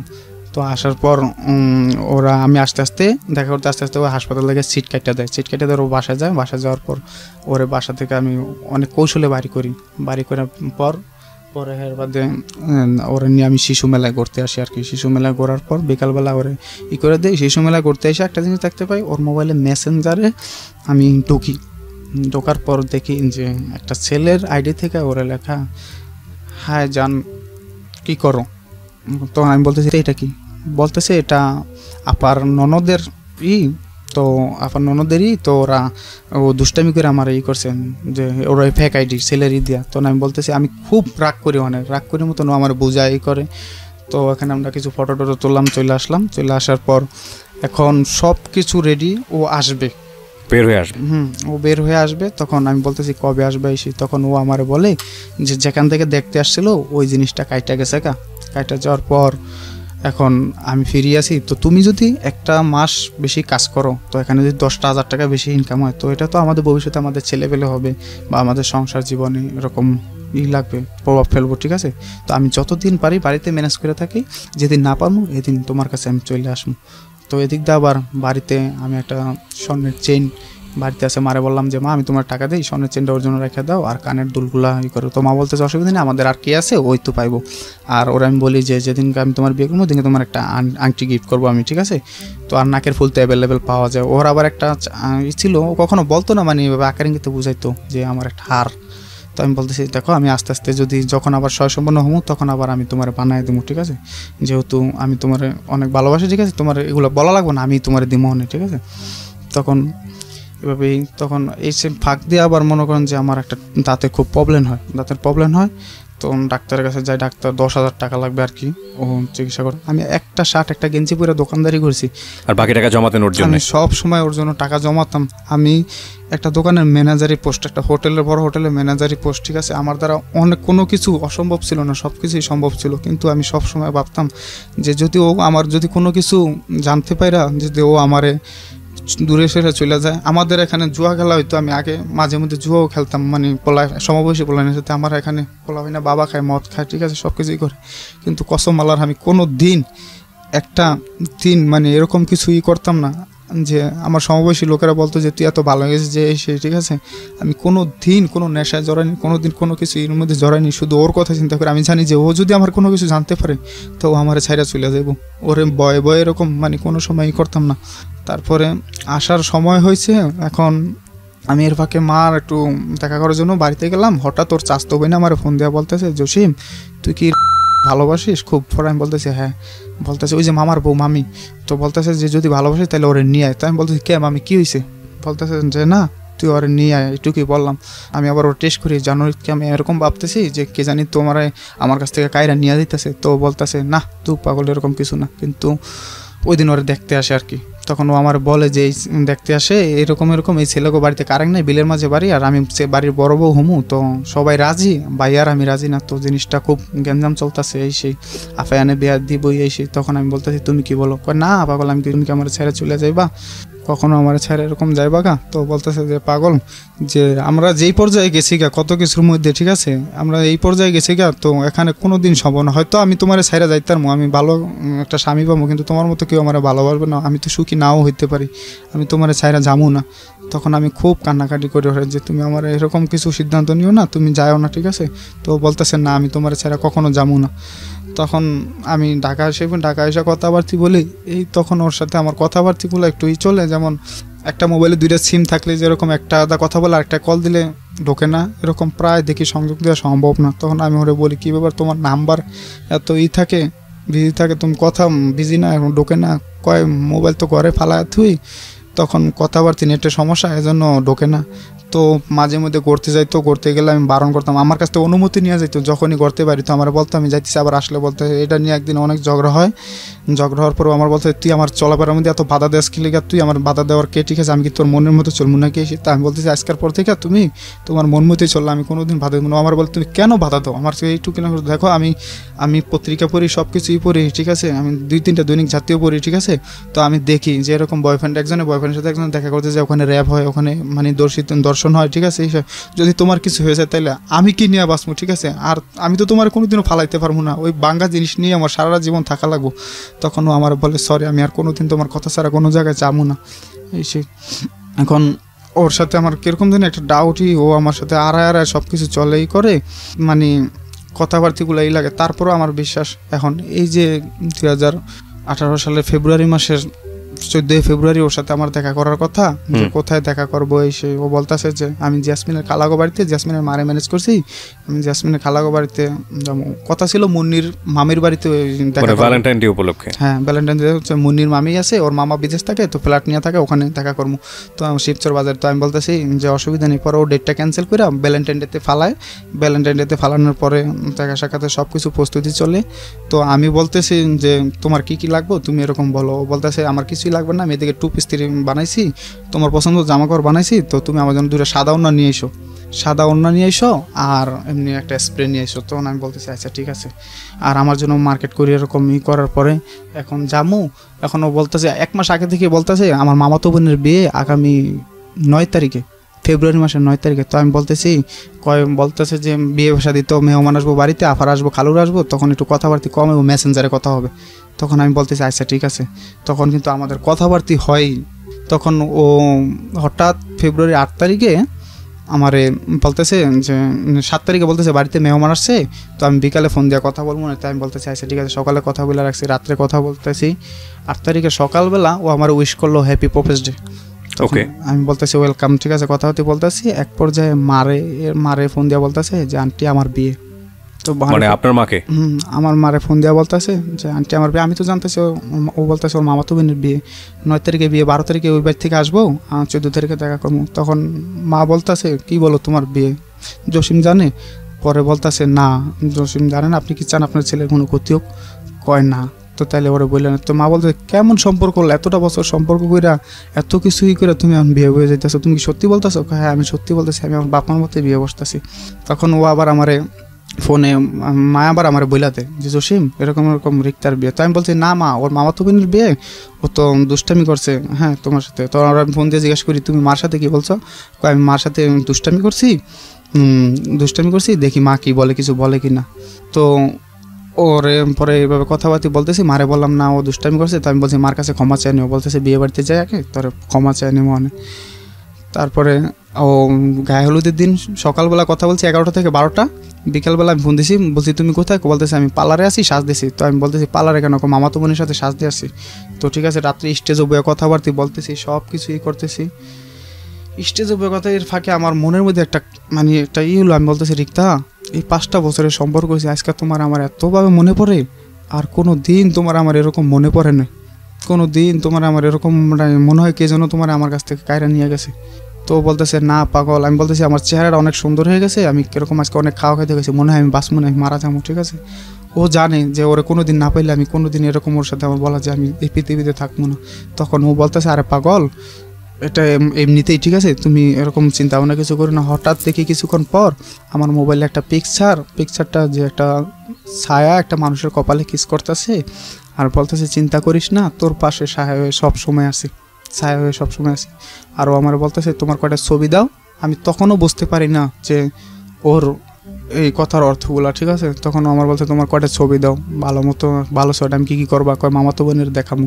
তো আমি বলতেছি যে আচ্ছা ঠিক আছে, আমি অনেকগুলো পিক তুলে দিলাম। দেওয়ার পরে ও আমার বলতেছে জান কিছু খাইছো? আমি বলতেছি তুমি জানো না, তুমি কোথাও গেলে আমি এরকমভাবে থাই, তুমি আগে আসো, তারপরে আসার পর আমি যা করি করবো অনেক, ঠিক আছে। তুমি কোথাও দূরে থাকলে আমার ভালো লাগে না। তখন ও বলতেছে আচ্ছা ঠিক আছে, রাত 1টা পর্যন্ত কথা হয়েছে যে আমরা কোথায় ঘুরতে যাবো 14 তারিখে, তুমি কি ড্রেস পরলা দিন পরবা, আমি কি ড্রেস পরবো, ঠিক আছে, কী মেনু থাকবে। বা ও আমার বলতেছে যে এবার তুমি আসলে তোমার আমি অনেক সুন্দরভাবে আদর করবো, ঠিক আছে, যাতে আমার কথা মতো চলো, জীবনটা সুন্দর করে সাজাতে পারো। তো আমি আছি ওই দামদায় ওরকমভাবে।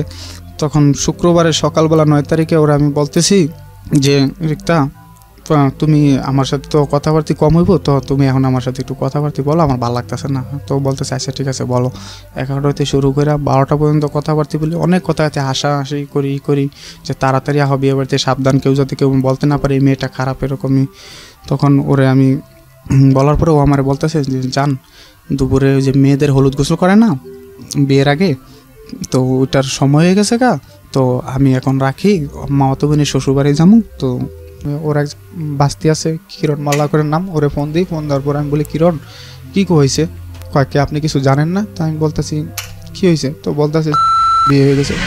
তখন এই কথাটা শোনার পর ঠিক আছে যে আমার দুনিয়াদারি সব আসমান আমার উপরে ভেঙে পড়ছে, যে ঠিক আছে আমি জিনিসটা কোনো মতেই আমি বিশ্বাস করতে পারছি না। আমি জায়গায় ফোন দিই, আমি দোকানদারি পুরো দোকানের মধ্যে সব বিশৃঙ্খলা সৃষ্টি করে দিয়েছি যে ওর বিয়ে হয়ে যাবো গা, ও আমার এইভাবে বিয়ে হয়ে যাবো গা, আমার বললো না। কালকেও তো আমি কথা বললাম, রাত্রে বললাম যে কথা বললাম, ও আমার এখন যদি শুনি যে ও অন্য কার হয়ে গেছে, ঠিক আছে, এই জিনিসটা আমি মানে নিতে পারিনি। তখন শুনতে পারি যে ওর বিয়ে হয়ে গেছে গা।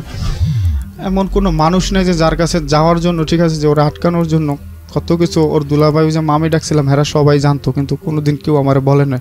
আপনি ফোন দিলেন না সঙ্গে সঙ্গে ওর কাছে?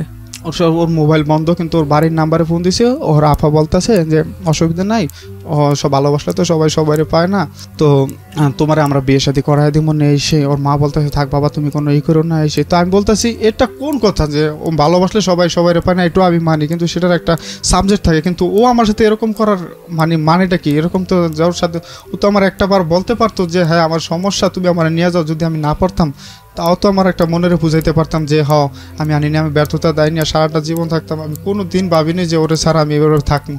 আমার এই 5টা বছরে ভাই আমি কী বলবো, আমি এত কষ্ট করছি ওর জন্য যে এই মেয়েটা কোনো দিন খাইছে না খাইছে, কি একবেলা না খাইলে আমার খাওয়া হয়তো না, ঠিক আছে, আমার কিছু হইলো ওরই হইতো না। সেই মেয়েটা মনে করেন যে আমার সাথে এইভাবে এত বড় প্রতারণা করবো আমি কোনো দিন ভাইবা নিতে পারিনি। আমি ওই দিন দুপুরবেলা মানে এত কান্নাকাটি এক পর্যায়ে, ঠিক আছে, আমার দোকান তো মানে সব স্টাফ সবাই হতবাক। আমাদের প্রেমটা এমন ছিল যে আমাদের সবাই জানতো যে একটা মুভির প্রেম যেরকম হয় এরকম ছিল, সবাই জানতো, সবাই অবাক যে এটা কী হইলো, এটা কোনো কিছু না। আমার তো যে আমি বাঁচবো না, আমি মরে যাবো, আমার এরকম মাথার মধ্যে একটা হয়ে পড়ছে, ঠিক আছে। তখন আমি চিন্তা করি যে আমি যদি এরকম কিছু করে ফেলাই, ঠিক আছে, আমি আমার কতদিন আগের ঘটনা এটা হলো গায়ে যে 14 ফেব্রুয়ারি গেল, এই 2018 সালের 14 ফেব্রুয়ারি, এই তো কয়েক মাস আগে। হ্যাঁ কয়েক মাস, 12 তারিখ আগে 12 ফেব্রুয়ারি জানতে পারি ওর বিয়েটা হয়েছে। তখন আমি চিন্তা করলাম যে আমি আমার বাপের এই 10টা বছর এতটুকু বয়সে যে বাইরে রয়েছে অন্ত পর্যন্ত কিছু দিতে পারিনি। আমার আব্বার কথাটা আমার অনেক মনে পড়ে গেল। আমি মারে ফোন দিয়ে বললাম যে মা তুমি চলে আসো, যদি আমার বাঁচিতে চাও, যদি চলে আসো ঠিক আছে, আমি মনে হয় আর বাঁচবো না। তখন ওর দুলাভাইয়ের কাছে গেলাম, পাউডি বেড়া জড়া ধরে বললাম যে দুলাভাই মামা তুমি ওর এই করো, ওর একটু ফেরানোর ব্যবস্থা করো। মামানির পাউডি বেড়া জড়া ধরছি, কিন্তু কেউ ওরা জানতো সবাই আমি কত টাকা পয়সা নষ্ট করছি এই মানুষগুলার ঠিক থাকার জন্য, সবাই জানতো, কিন্তু কেউ আমার একটু বলেও না যে ওর বিয়েটা হয়ে যাইতেছে বা হইতেছে। আমার মানুষে ভালোবাসলে পায় না, আমি মানি, কিন্তু এত বড় প্রতারণাটা করো তো ঠিক আছে। ওর সাথে আমার শুধু ভালোবাসার সম্পর্ক ছিল না, ওর সাথে আমার আত্মার সম্পর্ক ছিল। ওর ভালোবাসায় আমি শিখছি যে জীবন কী জিনিস, টাকা পয়সা কী জিনিস, সময়ের মূল্য কী জিনিস। ওর কথা চিন্তা করে আমি কোনো দিন কোনো খারাপ কাজে যাইনি। ওকে, আমার লাইফের শ্রেষ্ঠ চাকরিগুলো সবকিছু বিসর্জন দিয়েছি। এখন ও যে আমার সাথে এত বড় প্রতারণা করছে, এটা আমার কাছে কোনো মনে হয় না যে ও আমার সাথে অপরাধ করছে। আমার দিক থেকে আমি এখনো ওরে মানে ভাবি যে ও আমার কাছে নিষ্পাপ আছে, আছে। আমি একটা মাস কোনো মানে শুধু দরজা আটকে কাঁদছি, কোনো ভাত পানি কিছু খাইতে নেই। এমনও দিন গেছে যে বলছি আল্লাহ তুমি আমার 5টা মিনিট ঘুম দাও, আমি ঘুমাইতে পারিনি। আমার যে কত কষ্ট গেছে, কত মানুষ। এই সময়টা কে ছিল আপনার পাশে? এই সময়টা আমার মা আমার পাশে ছিল। আমার মা শুধু 2টা দিন আমার পাশে ছিল, তারপরে চলে গেছে। সবাই আমার পাশে ছিল, আমার সান্ত্বনা দিত যে এরকম কিছু করিস না, ও তোর লাভ হইলেও তোর কাছে ফিরে আসবো বা এরকম করবো। তখন মানুষের সাথে যখন একটু কথা বলতাম তখন আমার ভালো লাগতো, কিন্তু একা একা আমি করছিতেই তারপর তো এটা তো আদি যুগের প্রেম না, এটা ডিজিটাল যুগের প্রেম। মেসেঞ্জারে যাওয়ার ছবিগুলো দেখলে, ওর কথাগুলো দেখলে ঠিক আছে আমি আর মাইনে নিতে পারি না, কিন্তু যেই মানুষটার সাথে আমি অবাধে কথা বলছি, কোনো কিছুই ছিল না, সেই মানুষটার সাথে আজকে কথা বলতে গেলে আমার অনেক বড় দেয়াল টপ হইতে হয়। ওর সাথে আমি কথা বলতে পারি না, বিশ্বাস করেন ভাই। ওর সাথে কথা বলতে না পেরে এতটাই ইমোশনাল হয়ে গেছিলাম যে আমার বেঁচে থাকাটাই খুব কষ্ট। আমি মনে হয় যে আমি আর বাঁচবো না, আমি আর এরকম করবো না। রাইট, আমি সেজন্যই বলছিলাম যে এই সময়টা আপনাকে সাপোর্টটাকে দিয়েছে মা, সবচেয়ে বেশি মা, তারপরে নাকি তারপরে সবাই আসছে, আত্মীয় স্বজন, সবাই আমার বন্ধু বান্ধব সবাই এসে দিছে। এক পর্যায়ে বাড়িতে নিয়ে যেতে চাইছে, কিন্তু আমি বাড়িতে যাইনি। বাড়িতে যাইনি মতন কী করবো, বাসায় একা একা শুধু দিন রাত 24 ঘন্টা 1 মাস থেকে আমি শুধু কাঁদছি ওর জন্য যে আল্লাহ তুমি। এই সময় ফোন দিতেন না, যোগাযোগ করতেন না? হ্যাঁ, 1 সপ্তাহ পরও আমার ফোন দিছে। ওই ফোন দিছে, তারপর কি বলে? বলতেছে যে কেমন আছেন এরকম। তো আমি এত কান্নাকাটি করলাম যে রিক্তা তুমি কেন এরকম করলা, তুমি তো জানো যে আমি তোমার ছাড়া থাকতে পারবো না, ঠিক আছে, কোনোদিন তোমার ছাড়া বাঁচাটা অসম্ভব আমার। তখন আমি বলছি তুমি কেন এমন করলো, তুমি চলে আসো, আমি তোমার মাইনা নেবো, ঠিক আছে, আমি তোমার কিচ্ছু বলবো না, যদি আমি তোমার সুখে না রাখতে পারি তুমি চলে যাও, ঠিক আছে। আমার মা তো আমার ফ্যামিলি তো সবাই জানে, তুমি কেন এমন করলো। আমার শুধু একটা কথাই বললো যে প্রত্যেকটা মানুষের জীবনে একটা করে জ্বর আসে, ঠিক আছে, মনে করেন আপনার জীবনে জ্বর আসছে, আপনি জীবনটা সাজায় নেন। এরপরে কি আর যোগাযোগ করেনি? এরপরে বিয়ের পরে 2-3 দিন কথা হয়েছে, কিন্তু ও এখন মানে আমার মনে ঘৃণা ধরানোর জন্য ও আমার সাথে এমন এমন রাব ব্যবহার করে, ঠিক আছে, যে তারপরেও আমি ওরা ঘৃণা করতে পারি না। শুধু ও আমার সাথে অনেক রাব ব্যবহার করে। আমি ওনার হাজবেন্ড জানে বিষয়টা? না, ওনার হাজবেন্ড জানে না, কিন্তু ওদের এলাকার এমন কোনো লোক নাই যে না জানে ওর সাথে আমার এই সম্পর্কের বিষয়টা। আমি আপনাকে কয়েকটা কথা বলি, যদি আপনি আমাকে একটু অনুমতি দেন, যেহেতু আপনি আমার জীবন গল্প শোনেন এবং আপনার আইডিয়া আছে আমি কী ধরনের কথা বলতে পারি। প্রথম কথা হচ্ছে যে এখানে আপনার ভুল কী ছিল, তার ভুল কী ছিল, এগুলা জাস্টিফাই করে কোনো লাভ নাই। বর্তমান সিচুয়েশন যেটা সেটাই স্বাভাবিক। এবং যেহেতু আমার লিসনাররা অনেকক্ষণ ধরে শুনছেন এই গল্পটা, রাত 1টার পরেও শুনছেন, পুরো গল্পটা অ্যানালাইসিস করলে আমরা যেটা দেখতে পাই যে মেয়েটার দিক থেকে অনেকবার মেয়েটা চলে যেতে চেয়েছে, কিন্তু সামহাও আপনি তাকে যেতে দেননি, আপনার কাছে ধরে রেখেছেন। এই ধরনের ভালোবাসার ক্ষেত্রে জীবনে একটা পর্যায়ে গিয়ে ধরনের দুর্ঘটনা ঘটলেও ঘটতে পারে, এবং এটা জীবন গল্পে এই ধরনের ঘটনা বহুবার এসছে। সেটা আপনার ক্ষেত্রে হয়েছে এবং খুব এক্সট্রিম লেভেলে হয়েছে। মেয়েটা আপনার কাছ থেকে বিয়েটা গোপন করেছে 2টো কারণে আমরা ধরে নিচ্ছি। একটা যেটা হচ্ছে যে আপনি জানলে আপনি বিয়েটা হতে দিতেন না, কোনোভাবেই হতে দিতেন না। আর 2 নম্বর যেটা হয়েছে যে মেয়েটা আপনাকে যেহেতু ক্লিয়ারলি বলেছে যে সে বিয়ের পরে কীরকম একটা জীবন চায়, সে জায়গা থেকে তার একটা কনফিডেন্ট আপনার প্রতি ছিল না, অথবা পারিবারিক চাপ বা অন্য কোনো কারণে করেছে। সো এটাই হচ্ছে রিজন। কিন্তু সবচাইতে মানে ভয়াবহতম যেই ঘটনাটা ঘটতে পারতো এখনও ঘটেনি আলহামদুলিল্লাহ, সেটা বলবো যে ফেব্রুয়ারিতে ঘটনাটা ঘটেছে, এখন হচ্ছে মে মাস চলছে। সেই জায়গাটা থেকে আমি যেটা বলতে পারি যে ক্ষতটা অনেক বেশি দগদগে অবস্থায় আছে, কাঁচা অবস্থায় আছে। আমি এখনো পর্যন্ত ঠিক হতে পারিনি। আপনি ঠিক হতে পারবেন না, এটা খুবই স্বাভাবিক। 5 বছর ধরে যেভাবে যে ধরনের গল্পটা আপনি বলেছেন সেটা ঠিক হওয়াটা খুবই খুবই অস্বাভাবিক। আমার পছন্দ এই জায়গায় যে কোন একদিন ও চইলা ছাইরা চইলা গেছে, আমি তোরে বলছিলাম যে আমি তোমারে বইলা গেছি, কিন্তু আমি উত্তরা যখন চাকরি করি তখন তো ও নিজেই আমারে বলছে যে আমি কোনোদিন তোমারে ছাইরা যাবো না। রাইট। আমি আপনাকে যে কথাগুলো এখন বলবো সেগুলো আপনি বিলিভ করতে পারবেন না, সেগুলো আপনার কষ্ট দূর করতে পারবেন না, কিন্তু সেগুলোই সবচেয়ে বড় বাস্তব কথা। নাম্বার 1, এই মেয়েটা জীবনে কোনো না কোনো একদিন আপনার কাছে হয়তো ফিরে আসবে। আমি এখনো চাই ও আমার বাসায়, এবং আপনি চান না ফিরে আসুক। আমি একটু বলি আপনাকে, সেটা হচ্ছে মানুষ কখনোই না, একটা মানুষের কাছে কখনোই সব দিক থেকে হ্যাপি না, সব দিক থেকে হ্যাপি না। আমরা দোয়া করব আপনি যাকে লাভ করেছিলেন সে যেন অনেক সুখী হয়, কিন্তু কোনোদিন যদি জীবনে কোনো অভাব থাকে তার কোনো জায়গাটা থেকে, সে আপনাকে মনে করবে। তো সেই দিক থেকে সে হয়তো আপনাকে নক দেবার চেষ্টা করবে। এখানে একটা জিনিস অবশ্যই আপনাকে মনে রাখতে হবে। প্রথম কথা হচ্ছে বিয়ে আর প্রেম কিন্তু এক জিনিস না, এবং বিয়ের মধ্যে আপনাদের যত ধরনের অনৈতিক সম্পর্ক এসছে সেটাও উচিত ছিল না। কিন্তু আপনি তাকে নিয়ে জীবন সংসারের কথা না চিন্তা করাটাই শ্রেয়। আমি বলবো যে না চিন্তা করাটাই শ্রেয় এই কারণে যে দেখুন, আপনি তাকে পাননি, সেটা একটা অনেক বড় কষ্ট, অনেক বড় বেদনা। হ্যাঁ, এই মুহূর্তে পাওয়ার আকাঙ্ক্ষাটা অন্য সময়ের চাইতে আরও বেশি তীব্র। কিন্তু মেয়েটা যদি আপনার জীবনে ফিরে আসে তাহলে সম্ভাব্য যেসব ঘটনা ঘটতে পারে, একটা হচ্ছে সংসার করা আপনারা শুরু করলেন, কিন্তু সংসার করতে গিয়ে আপনারা সুখী হতে পারবেন না। কারণ আপনার ব্যাক অফ দ্য মাইন্ডে, আমাদের সাবকনশিয়াস মাইন্ড যেটা থাকে সেটা হলো এই মেয়েটা আপনাকে ছেড়ে ফাইনালি যে চলে যাওয়া, সে চলে যাওয়াটা সে চলে গেছে। জীবন অনেকবার চলে গেছে, আপনি তাকে ফিরায় নিয়ে আসছেন, মার খেয়েছেন, মানে দফারফা করে ফেলছেন, কিন্তু ফাইনাল চলে যাওয়া যেটা, ঠকানো যেটাকে বলে, আপনি যেটা বলছেন সেটা কিন্তু সে করে ফেলেছে। সুতরাং যত সুখী হন না কেন সে ফিরে আসলে, জীবনে যত ছোট প্রবলেম হোক, বড় প্রবলেম হোক, যে কোনো প্রবলেম তৈরি হবে, শুধু ব্যাক অফ দ্য মাইন্ডে এই জিনিসটাই থাকবে যে সে আপনাকে ছেড়ে চলে গেছে, সে আরও এরকম কোনো কিছু করতে পারে। তো এইরকম মানুষের সাথে ঘর সংসার করা যায় না, সুখী হওয়া যায় না। কিন্তু আমি আমার এখনো বুঝাতে পারছি না। আমি এটা বোঝাতে পারবেন না, কারণ আমি আপনাকে যেটা বলি, বোঝানোর জন্য কিছু টিপস আছে, আমি সেটা আপনাকে বলবো, আপনি চাইলে প্র্যাকটিস করতে পারেন। একটা যেটা হচ্ছে যে আমি একদম স্ট্রিক্টলি বলতেছি, একদম ব্যক্তিগত অপিনিয়ন, আপনার অবশ্যই এই মেয়েকে আর জীবনে নেওয়াটা উচিত হবে না। এটা হচ্ছে একদম স্ট্রিক্ট কথা। কিন্তু আপনি যেহেতু তাকে লাভ করেন, love has no definition, love has no explanation, love is blind. So ওই জায়গাটা থেকে আমি যতই আপনাকে বোঝাই না কেন, সেই জিনিসটা আপনি মানবেন না, এটাই স্বাভাবিক।